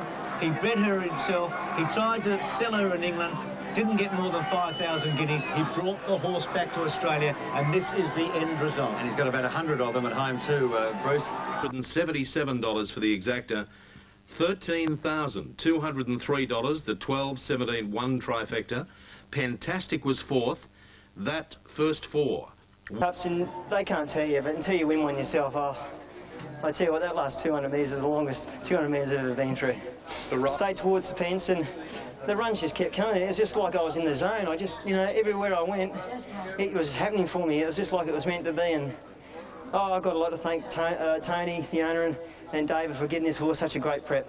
Just finally, order in total for those that have had a raffle or something during the day for the Melbourne Cup. That is the first 12. I can update you that Mamul pulled up lame in the right hind, and as you can see, finished officially last. Pulling up sore. With TAB and winning owner South Australian tuna fisherman Tony Santic also cleaned up. Prize money of $2.7 million. The Golden Glow only Cup winners know, as well as cashing in $500,000 from the bookies. Oh, I'm not worried about the money side. I think what David's done and everyone at David's stables and Glenn Boss, oh, geez, what can I say? The day Maccabi Diva's name derived from the initials of Tony Santic's 5 office workers. Max Futcher, 10 News. And perfect weather has drawn a massive crowd for one of the biggest parties of the year, with a record attendance of more than 122,000 at Flemington. Then County Tyrone, frightening jump well. So I think if Maccabi Diva wins the Melbourne Cup, trainers for years will revisit this program that David Hall has chosen for this horse and make it a template for a perfect Melbourne Cup preparation. This horse, each preparation has stepped up in distance and up in class every run, and has delivered. The mare has delivered a higher rating at every run than its previous performance. Goes for a spell, comes in, starts off a little bit lower and goes ahead again. Maccabi Diva's very, very close to what's required to win the Melbourne Cup already. Well, that must back up your argument. You know, look, that was just poetry in motion, Dominic. I absolutely adored every comment you made. With Maccabi Diva going for a run, she's finishing hard. And wider out now, Pentastic is joining in. And She's Archie runs on, but Maccabi Diva shot away. She's out by 2 lengths to She's Archie. Pentastic and Zagalia. Maccabi Diva in front. She's Archie tries hard, but Maccabi Diva wins the cup. She's Archie second. Photo Maccabi Diva becomes the 14th mare in history to win the Melbourne Cup. She gives Glenn Boss his first. He came so agonisingly close on Champagne in 1998, but he's won the Cup today for Flemington trainer David Hall. Number 12, Maccabi Diva. Yeah. I tell you what, how good is Mr. Value Bet, Dominic Byrne? Yeah, it was a great call, and we proved 100% correct. And, geez, it just proves that if you set a horse for a race, you don't have to run on Derby Day to you know, the old theories are going out the window, I'd suggest. What about mares? What a great record they've had in the last 10 years. You know, only 14 in history. I reckon half of them have won in the last 10 years. What would you do with a mare like that now? Oh, Travel? Kiss her. Japan. An outstanding preparation. Nothing had gone wrong. She arrived on the day in perfect condition, got the great ride from Glenn Boss, and everything panned out. She won as she pleased in the end. Although, when you look at She's Archie, Scotty Seamer had a much tougher run on She's Archie and even got into a little bit of a traffic jam with about 300 metres to run. Perhaps if he'd have got through the traffic jam a little more easily, he might have made it interesting. But as David Hall said, she might have just been looking for competition, Joe. And such a deserved result too for the owner of Maccabi Diva, Tony Santic, who's a very popular figure in Australian racing, one of the nicest blokes you'll meet. He's a tuna farmer from Port Lincoln, and his biggest dream in racing was to win a Melbourne Cup. And 12 months in the making it happened, didn't it? Have you met him? I have met Tony, and he's a lovely person. I'm very happy for him. Plenty of money in, and all on his own too. Ron, what about the international contenders? Look, I thought Jardine's Lookout went terrific. He's a real 4,000 metre horse, real stayer, hugs dancer. Didn't have the best of runs. He took off far too early on it. And, well, there's another ride. Took off far too early on it. And, well, there's another ride. I mean, it was a dreadful ride. It was a dreadful ride in the Caulfield Cup. They keep bringing out these jockeys who can't ride here. Holy orders will heal. All right. And all the controversy about Danny Nikolic, Mummify, that's all finished? Well, yes, it's all finished as far as everyone's concerned. Stewards, Danny, us, it's all over. Where's the horse? In the paddock? Horse is in the paddock. Whose paddock? Our paddock. Don't start all that rubbish. That was just a bit of mischief being started after the event. There was never any discussion of the horse leaving it as far as we knew. And it does happen in racing, doesn't it? Well, it can happen. It could happen tomorrow. But I don't think so. Race 6, number 1. Best bet of the day. Ratings like it too. They've labelled it a special. Timberina, Portland Damask and Rinky Dink 1, 2, 6 and 3. Running through the figures, there's already $725,000 in the win pool, and Special Harmony's come up at $2.30. They were quoting odds-on figures about her, but she's opened in the black. That race in 20 minutes. Now, it battled away okay. He gave it some chance on that occasion, but I just think the extra distance might just struggle a little bit, although... Special Harmony jumped OK, so did Romanikov. Rinky Dink and Danish Peak began quickly. Dane Beltar shooting over to the rails. Royal Mask goes forward as they go past the judge now, and Danish Peak from Royal Mask. Rinky Dink and Grandley slotting in fourth on the outside on Oaks, and Danish Peak made play. Royal Mask a length and a half away. The pace is a lot stronger now. A length further back in the field, Rinky Dink followed by Grandley, Special Harmony. A length and a half further back, Romanikov, Dane Beltar, Dubai Pearl, and then came Timberina spotting the lead at 10, and then Infinity, Portland Damask, Charm View, and Generosa is still last as they come to the turn at the 700 metres now, and Danish Peak leading by 3/4 to Royal Mask. Rinky Dink Grandly to the outside, and then Special Harmony in the red sleeve, still lying fifth on the rail. Then came Romanikov, Dane Beltar, and then came Dubai Pearl as they swing for home. Timberina's a good way back on the rail. Danish Peak at big odds cornered in front of Royal Mask. Rinky Dink trying for a run. Grandly with a run on the outside. Dane Beltar pocketing Special Harmony. Awesome heavy bumping going on there, but Ollie's got the favourite in the clear. Grandly the leader at the 250. Special Harmony now Stokes up, and the favourite dashes to the lead in the Oaks. Dane Beltar running on, and Timberina down the outside, but Special Harmony opening up for Damien Oliver, and the favourite Special Harmony bolted in. Dane Beltar 3 lengths away second, Grandly third, Timberina ahead away fourth, and then came Generosa, who's come from last, and then Rinky Dink. Back behind those to finish Royal Mask and Infinity, Danish Peak, Romanikov, Dubai Pearl, Portland Damask and Charmview last in the Crown Oaks. Yeah, she's a very good filly. She's probably nearly my best winner of the race for the third time. Would have been something beat if she hadn't got out. Well, that was the question, wasn't it, at the top of the straight? It was, but I could see he had a lap full of horse, and she's gone on one brilliantly. Very good filly. After the week you've had, mate, she's got a bit of class, and she was too good for him today. Damien, you had a lovely run about fifth on the fence, and when you got out, you had a little bit of a trouble getting out there for a while, but once you got her into the clear, she balanced up beautifully, didn't she? Yeah, there was one trying to hold us in, but they were never going to hold her. She was going too good, and we pushed our way out, and it was all over there, mate. What about next year for her? Yeah, well, definitely the Caulfield Cup, you know, and perhaps the Melbourne Cup. We'll just see, because, you know, you never know with the 2 miles, but she's shown that 1.5 miles no problem for her today. She reminds me a lot of this filly of Great. Congratulations. Sporting Chance Cancer Foundation. And Bruce, he's the best jockey in Australia, in my opinion, since the halcyon days of Moore and Higgins. Gee, that's, honestly, without being ridiculous, you're coming from Sydney saying that. You've had great riders at Beedman, one of them now. You think this is the best one? He's a better rider than the Sydney riders at the moment. Okay, well, she's got the best. Derby for Damien on Saturday, Oaks today, and Special Harmony getting up for Lee Freedman and Damien over Dane Beltar and Timberina. Fourth in... Yeah, she's a beautiful filly, and lovely people own her, and I'll tell you what, I think she'll be a special filly next year. It may not be a Melbourne or a Caulfield Cup horse, Ron, because really, it doesn't take a stayer to win an Oaks in the spring or a Derby. I mean, Mahogany won a Derby in the spring, ended up being a 1,000-metre specialist later on in his career, so I think she might be a bit too brilliant for those Cup races, but who knows? She's doing everything right at the moment. Well, she's had a long campaign. I was a little worried after the Wakeful. I didn't like the last 50 metres, although she was back running last. I don't know what was happening there, but look, a dominant win from a special filly. She did draw the outside gate there, Ronnie, and didn't have a lot of I'm speaking from my pocket. I know you are, because you backed her, but I tell you what, it was one of Damien Oliver's very good rides up until about the 300-metre mark, and then I thought, oh, Damien, you might be running into a traffic jam here with Dane Beltar trying to hold him in the pocket, but Alfie, he had enough horse under him to be able to just push out of that pocket.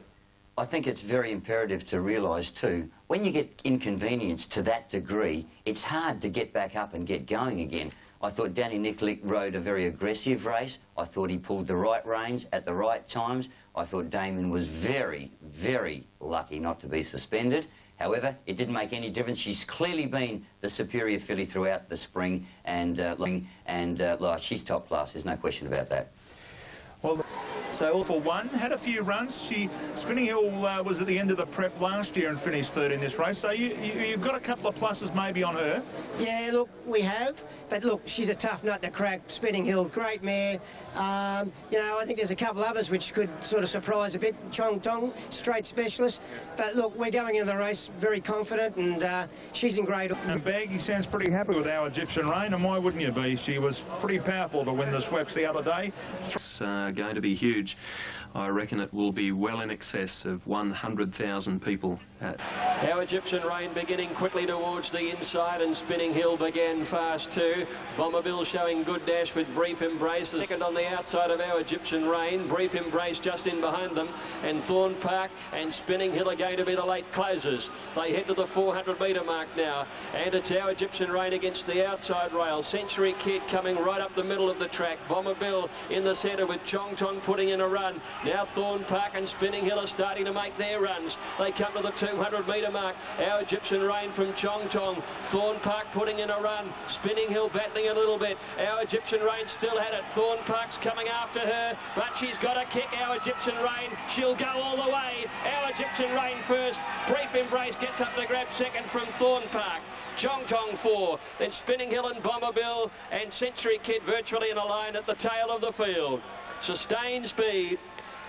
Trained by Graham Beck, ridden by Nasrawilla, Our Egyptian Rain, won the Moir at Moonee Valley 12 days ago, picks up another group race today.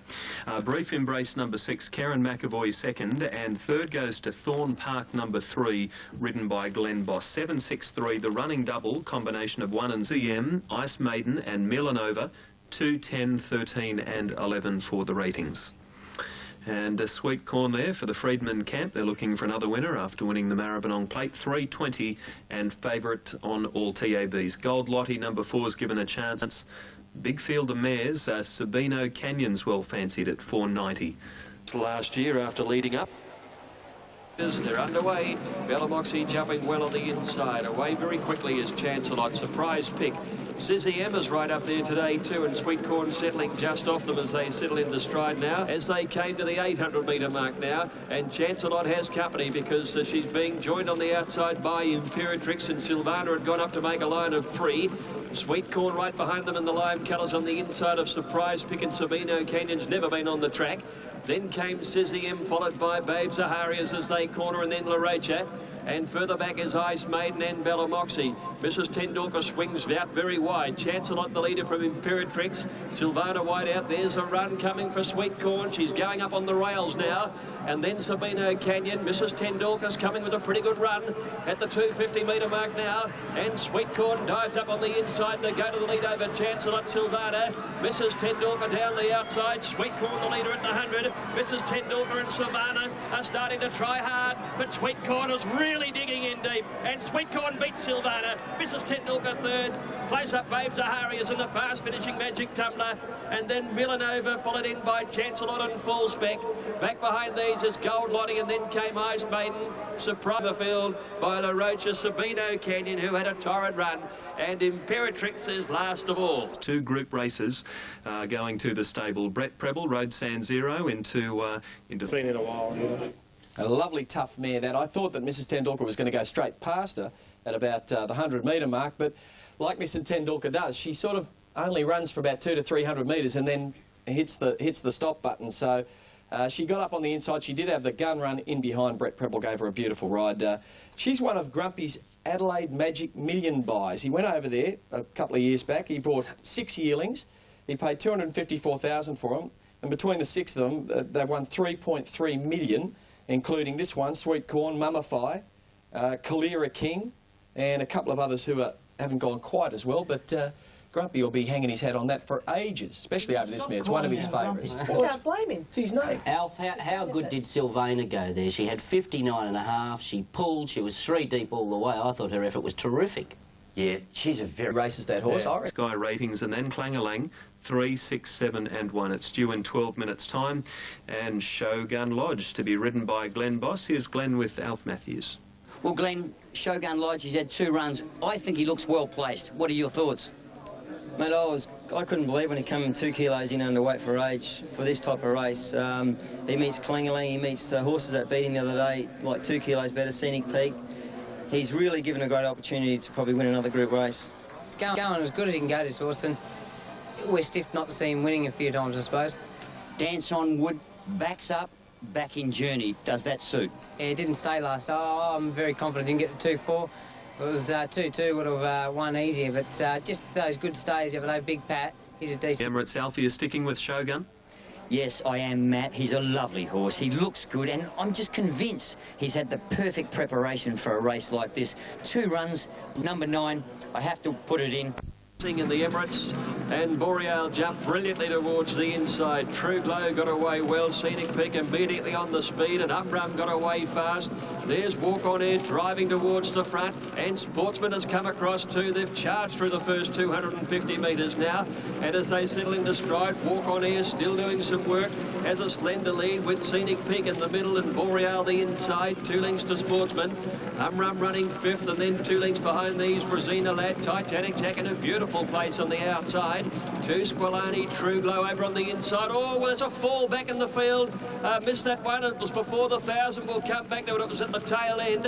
About midfield is a Mission, just behind Titanic Jack and Squilani. And they were trailed further back in the field then by Sedekram, and then Dress Circle, Clangalang, and then Crawl towards the end, and Forum Floozy is last. Scenic Peak is a leader at the 600 metres. Last year's winner will straighten up by 2 lengths to Walk On Air. Boreal, Sportsman the outside as they swing the bend now, and then Titanic Jack, who's pulled out around Umrum, and then Rosina Lad and True Glow, followed by Mission and Squilani. At the 400, Scenic Peak by 2 lengths to Walk On Air. Boreal's battling away. Titanic Jack and Rosina Lad are running on, and so is True Glow. He's winding up. Scenic Peak in front at the 200. Scenic Glow in front, but Titanic Jack grabs it on the outside, trying to go with it on the inside. True Glow, Titanic Jack and True Glow. True Glow, Titanic Jack coming to the line. They're wide apart, and it might be Titanic Jack a nose to True Glow. Photo finish. Third is either Crawl or a Mission, and then came Scenic Peak and Rosina Lad from Clangalang, and further back is behind these horses Boreal, Sedekram and Umrum. Forum Floozy, followed by Sportsman, Dress Circle, Walk On Air and Squilani. Sensational race, and we're just looking to see if we can find Shogun Lodge with that incident happening early in the race. We'll call yet again salutes. 9, 11 and 5 are the numbers. Congratulations to Tommy Hughes Jr. Speed, and he actually needs speed on the mile. He's really not a miler, this horse, but because of his ability, he's right up there as the Group 1 horse, but it's about time he's won one, you know. He's been unlucky. He has so special to you, and this is the one you wanted. Yeah, no, it's very nice to win, mate. And, when you got an owner like Alan Berry, you know, it's just magnificent. Yeah, it certainly does. In the run, he was always travelling well. Mate, today, I just said to Brett, and we just hoped he jumped nice, and everything worked to plan, and we knew if he could settle just off him and relax, there's nothing in the world that could run him down. Doesn't get much better than this for you? No, it's great because we've been putting a lot of hard work in. It could have flown for a lot of years, so it's great. Well, congratulations. Treble, but I fear the story is not going to be a happy one for Shogun Lodge. We believe that he was the horse that fell around the back of the track. We're going to have a look at this, and here it is. Now watch towards the back of the field. The horse that we're talking about is in the green colours, and it looks to me, Docky, as though he has broken down quite badly before that fall. Just Pete, he's a great horse, Shogun Lodge, and it didn't look like he clipped heel. True Glow and Crawl getting home for third. For everyone concerned to racing, Shogun Lodge has been a tremendous grand campaigner for Bob Thompson and everyone concerned, but as we learnt through the race, the horse collapsed. John McCaffrey, Racing Victoria's leading veterinary surgeon, has just told us that the horse simply collapsed. There was no interference, and sadly Shogun Lodge has passed away. And well, just seeing Bob Thompson a few minutes ago, Glenn Boss was distraught, I must admit, straight after the fall, and realising the extent of the injury. At that stage we thought to Shogun Lodge, but he raced an incredible amount of times. I think it was about 12 Group 1 seconds, but he'll be remembered certainly and very fondly for everyone concerned, including... Yes, he was a great horse. He won 13 Group or black type races, including 3 Group 1s. The George Main Stakes, the Epsom Handicap and the AJC Queen Elizabeth Stakes were his Group 1s. But he's one of those horses. He may have ended up on the wrong part of the track, True Glow, but you can't take it away from the winner. He did it tough. Well, Richard, I've got to say that you've just said previously that the track raced so evenly yesterday. So given that fact, I think Titanic Jack deservedly won the race. It was a terrific performance in the Toorak handicap prior to going into this. Tommy then ran him in the Salinger and then freshened him just in enough. Oh, well, I was pretty confident from then on. Did you think that you'd won the photo? You looked a bit hesitant there. You kept looking up at the screen. No, well, Dad, watching it from where we were, I thought True Glow had gone past us. And Dad said to me, "Oh, we're home." I said, "No, the other one's hit the front." And then on the line, I didn't know really who won. And then I looked up at the screen, and Sky Channel had the camera on him, and they're normally right. We're always right. We alluded to at the start of the show the death of Shogun Lodge, who collapsed and died. I think it was around about the 1200-metre mark, or Chiquita Lodge. Chiquita Lodge, yeah. And here's what happened. You can just see it on the right of your screen, and it just goes back from the field. And this is just, well, particularly as Joe said, for those in Sydney at Randwick. Oh, terrible moment, Joe. Yeah, so many people came up to the fence yesterday to ask how Shogun Lodge was, and seeing those pictures of Glenn Boss, I think, told the story. He was absolutely devastated. He's had such a great partnership with the horse over the years, and, well, the highs and lows of Glenn Boss's week, winning the Melbourne Cup on Tuesday, and then that tragic incident with Shogun Lodge yesterday. He passes away as a 7-year-old, and his earnings extraordinary, just over $4.5 million, and he's one of the all-time great stakes earners in Australian racing. You were with the stable foreman, were you not? Yeah, Billy Davenport. Yeah, Billy.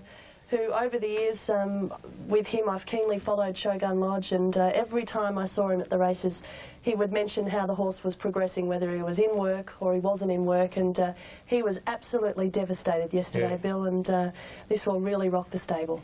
Ron, it's pretty much the final feature for the VRC Carnival, and it's the Group 2 Queen Elizabeth Stakes due in 14 minutes from now. 4 Outlaws over 5 Del Vecchio, 7 Ascana. Crowd today, and just over the 55,000, so a record attendance for the 4 days of the VRC Melbourne Cup. So on at $8.70 and 12 tomorrow's party, $9.20. Day 55,790, and that gives a total 4-day attendance of 376,767 people. And that's up, 21,000 from the attendance last year, which was close to a record. Couple of nibbles for a few others here, Rod, for race 8, the Queen Elizabeth, which was won last year by Makybe Diva. Yeah, sure was. And we all... And Zasman are ridden with a bit of pace in the early stages. Quivers going out ahead of Outlaws, the stablemate. Henderson Bay settling about 5th or 6th with Del Vecchio. As they go past the judge now and head towards the turn out of the straight, favourite Zasman doing a bit of work 3 wide, and it's Quiver the leader from Zasman and Ascana Westbury. Quiver leads coming up the side. Zasman's only a length away. Del Vecchio to 3, and in fourth placing now Ascana. He's dropping out alarmingly. Henderson Bay went around the outside. Coming up towards the turn, Monmecki with a run from Tomorrow's Party, and then Outlaws. Lord Aaron, Special Scene taking off, and then Spirit of Westbury, something amiss with Ascana. Drops out 6 lengths away. On the turn, Zasman is out after Quiver cornering in front. Zasman within a neck of him now. Del Vecchio runs on from Outlaws. Lord Aaron's taking shortcuts on the inside. Special Scene is wider out with Henderson Bay at the 300. Zasman takes the lead. Lord Aaron, not to be denied, is coming home on the inside, and then came Del Vecchio and Henderson Bay. It's Zasman in front. Lord Aaron, Preble throwing everything on the inside, but Zasman still in front. Isn't he racing well? Zasman scores by a half a length to Lord Aaron. Del Vecchio 3rd, then Henderson Bay and Spirit of Westbury, followed by Outlaws, Special Scene, another Warrior, and next in is Tomorrow's Party from a... Gosh, he's got a great will to win, that horse, Zasman. When the challenges came in the last 200 metres, especially from Lord Aaron, which was the freshest in the last month. What a great effort. 2:11.5. Absolutely, horse is flying here. A win at Flemington last week over Bondi, and a good performance taking out the Queen Elizabeth, and trained, as I mentioned... 2 years in a row, Media Puzzle and She's Archie running second in it. It certainly made the Geelong Cup a great pointer towards the Melbourne Cup. Every chance now this horse could back up into the Classic next week? This horse is an iron horse. I reckon his food intake's increased by about 20% from last Tuesday. Haven't done a lot with him, and I didn't need to, but unless something goes drastically wrong, he'll be running next Saturday. It took a while to get him going, but now that he's got him at his peak, he's had a great run winning the Geelong Cup, and then he won a race on Melbourne Cup Day. He's backed up on the Saturday, won the Queen Elizabeth, and who would say that he couldn't go on and win another decent race within the next week? There's no excuses for horses that finish behind him. He sat outside the leader and just ground away and ran them off their legs, Alf. Oh, look, it was an outstanding performance. This horse is on fire. And, you know, it was quite amazing leading in. And down race 4 and 15, recurring gold class Century Kid, super impressive, 9, 5, 1 and 2. This next event is the listed Kevin Heffernan Stakes over 1,200 for the sprinters, super impressive at $2.60. Moving in well. Careful to come in with Century Line 2. One of the first out here, gold class, was Century Kid, Teos Pleasure, and Recurring began well over on the inside, and they start to sort themselves out.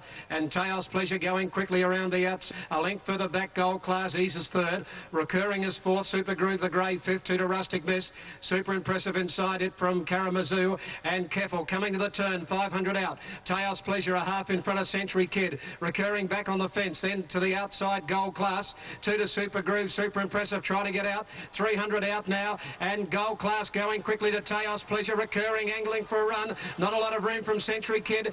Further out, Super Groove, super impressive with nowhere to go, and Rustic Miss down the outside. Great go here, Teos Pleasure, Super Groove coming at it with Rustic Miss. Super Groove hit the front, Rustic Miss after it with Recurring, Super Groove. A half length on the line, Recurring, ahead third, Rustic Mist.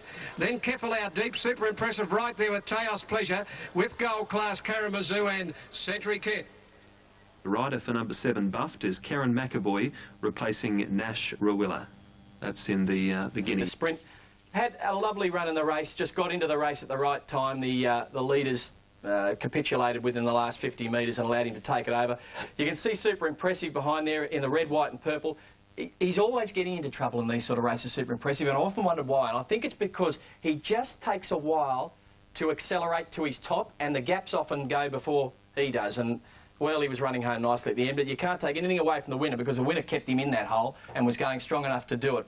And, Alf, did you find anything else in the race that you liked? Richard, in terms of super impressive, I reckon from where he drew, he was always going to be in trouble. He probably should have gone back to a clear last as far as I was concerned. However, a very good spirit, he won well. Alex, race 7? Yeah, he's down the weights, but with a little bit in and out, isn't it? He's a little bit in and out. All right. We go to the last, and you're on probably the favourite here at Palatine. Yeah, another favourite, another good ride. Luke Curry riding Recapitalise, one of the each-way chances in the Guineas, and they are moving in. The Eagle Farm first 4. Racing. Left at a pretty good line too. Flash in the Pan, Sir Dex began okay. Buff further out has began fast. Flash in the Pan recapitalised going forward in the early stages. Buffed is wider out, a length and a half early then to Bronc. Wins some loose Sir Deck and further 900 to go. The leader Buff nearly a length in front of recapitalised. A length and a half Flash in the Pan. 2 to Bronc, fourth. Fifth the inside, then Win some loot. Sir Dex hasn't had much luck. He's out 3 deep around Del Zao the middle. He's in the centre running 7th. Inside him Sandy River. 2 further back Raw Rapid Pay Keys, and then our Purring. Our Court and Ike Streamers last of all. On the turn 550 out, and the leader Buffed about a half in front of recapitalised when they turn. They're 2.5 Flash in the Pan. Sandy River's got up on the inside. Then further back wins some loot from Sir Dex. Del Zao's gone back to the inside. He's coming home well. Recapitalised got to Buff to the 250 metre mark. 2 to Sandy River. Del Zao about to get out, and Pay Keys is further out. Del Zao gets the run. Races up now with Pay Keys with 80 metres to go. Then Ike Stream with a late run. It's Del Zao, Pay Keys and Ike Stream is flying. They hit it. Oh, in the centre, Pay Keys, Ike Stream and Del Zao. Pay Keys has dived right on the line. In the middle in a 3-way photo. Pay Keys, Ike Stream and Del Zao from Winsome Loot, Sir Dex. Then Sandy River recapitalised, Royal Rapid. Judge going for the photo. 3-way go here to the Sandown Guineas. Pay Keys will get it. Pay Keys will get it in the centre. Not surprised at all, but if it was 1,800 metres, I thought we had a much better chance. But he's versatile and he's tough. Is this one of your biggest wins? Yes, a great training effort, and well done, Brett Preble. He's finished off the carnival with a bit of a flurry the last day of the Flemington Carnival, and then again yesterday. I thought Damien would feel a bit sorry for himself. He rode Sir Dex, had no luck, got trapped very wide on the track. But you can't take anything away from the winner. Paid Keys, came from the back of the field, just ran down Del Zao, who got into a bit of a traffic jam, but got to the front with plenty of time to go on and win the race, and maybe the 1,600 metres is just his limit as far as distance goes, and Extreme rattled home late. Gee, you could say unlucky, but all honours with Pay Keys, Alf. Yeah, for sure, Richard. Look, it was set up. There was good speed in the early stages. Tough horse. I thought the third horse was gallant in defeat, Del Zao. It was a month between runs, up to a mile. He's probably got more potential than most in that race. The speed in the race, he's a horse that likes to get to the front, have it his own way, and he races best like that. He's probably not going to have it his own way here today, so it's going to be difficult, but he shouldn't be too far away. Can you find one amongst them for us? They're all nice rides, and any one of them could lob that. Tony Vassal's out there to try and take some of that with Zasman, and well, you've been a big drifter on track, Tony, but why? Because your horse is probably going to get a nice lead. He was last start, Andrew, wasn't he? Yeah. Today's a little bit different, certainly is. It's a weight for age race, and it's his first time at contesting a weight for age event. But Classic 3:30 Klingaling, 4:40 Distinctly Secret. Grey Song to come up with racing. Left at a good line too. Turmeric one of the first away out towards the middle here, and Legible began well from Klingaling. Zasman further out on the track and Moo Ball behind those, and further out is Hale, followed by Spirit of Westbury from Grey Song, and Distinctly Secret last, coming down by the 300-metre mark on the first round, and Hale, Zasman go up to Legible, and Spirit of Westbury is up there with those leaders as Zasman puts his head in front, coming in the Classic. Still Zasman on top, 3/4 of a length to Spirit of Westbury. Over on the inside, Legible getting a good run third, Turmeric running fourth, a length and a half, Klingaling fifth, a half then to Hale, then Moo Ball from Distinctly Secret, and no change in the order. Grey Song is last of all. At the 8:50, leaving the back, Zasman controlling the race, extended a little, a length and a half in front. Now a length in front of Spirit of Westbury, not allowing him to get away. A length and a half, then Legible third from Turmeric fourth, 2.5 to Klingaling fifth on the inside of Hale, then Distinctly Secret about to come off the back of Hale from Moo Ball, and Grey Song is last of all. At the 5:50 before the turn in the Classic, the leader Zasman, he's about a half in front of Spirit of Westbury. Then came Legible when they turned for the run home. They're followed by Turmeric, Klingaling, then came Distinctly Secret, Grey Song last, 300 out. Legible get up on the inside of Zasman, Turmeric further out and Distinctly Secret coming with the run, then Hale and Klingaling. Legible with the rails run at the 150. She's hit the front. After her, Distinctly Secret coming at it quickly. Distinctly Secret going up to Legible. Legible a neck in front, Distinctly Secret wearing it down. Legible ahead on the line, Distinctly Secret. Third Zasman from Turmeric and Hale. Then Klingaling from Moo Ball, Spirit of Westbury. Grey Song failed to beat a runner home. Mazzato joins me now, and Brad, you've resisted the temptations all spring with this mare and you've been rewarded today. Yeah, no, it's really good. She's a nice tough mare on the way up, and you know, we always had this race as the grand final for her, and you know, sure, the Melbourne Cup was a temptation, but realistically she hadn't had the seasoning to run in a race like that. And it's just good to get a good result for the boss. You know, we've sold a lot of horses this year, and I haven't been left with much over the spring, but this mare, and she's really stood up. Prior to today was 3 weeks ago at Moonee Valley in the Moonee Valley Gold Cup. She ran second there behind Frightening and didn't have a great deal of luck. She started favourite that day, but hasn't. I think what you'll see, once she gets up over 2 miles, she really come into her own, because she's just a joy to ride during the run. She doesn't she doesn't spend any petrol at all, and she conserves all her energy. She's a pretty good mare though, come maybe autumn time next year. Yeah, exactly. She's still got to step up to the mark. I know she beat a quality field today, but they're at the end of a long preparation, so we can't get too carried away. But no, it was a really good win. Biggest win for Brad Mazzato there since he took over as the private trainer for Lloyd Williams. And well done to Danny Nikolic. That was just a great ride on Legible. Sat in behind the pace, took the splits when they came, and a good ending. He rode a double on the day, Danny, and a good ending for what has been a pretty up and down carnival. Don't take anything away from Distinctly Secret. They ran home their last 600 metres quicker in that race, the 2,400 metre race, than they did in the 1,200 metre sprint, and he came from off the pace and almost ran Legible down. He's a class horse. I think 2,400 metres is just his limit, Alf. Yeah, I totally agree with you there. I thought he performed very well indeed. Legible, it was good to see it leave the gate so cleanly yesterday. I wish it had been the case in the Moonee Valley Cup. Nevertheless, it wasn't to be. Klingaling, I was a little bit disappointed. May have really showed signs of perhaps going over the top. given the fact that it raced just a little bit closer and fairly keenly throughout, but aided with a fantastic ride by Danny Nikolic. And, you know, you really can't take anything away from it, but I still wish it had a run in the Melbourne Cup. There's Clangalang in the predominantly yellow colours struggling out the back. Clangalang over-raced early. Gerald Ryan has an interesting theory on Clangalang. He says the horse probably doesn't like our Melbourne anti-clockwise direction of racing. So Clangalang's trip to Hong Kong is off. And last place was Grey Song. Stewards inspected, or the vets inspected Grey Song after the race. No abnormality. Grey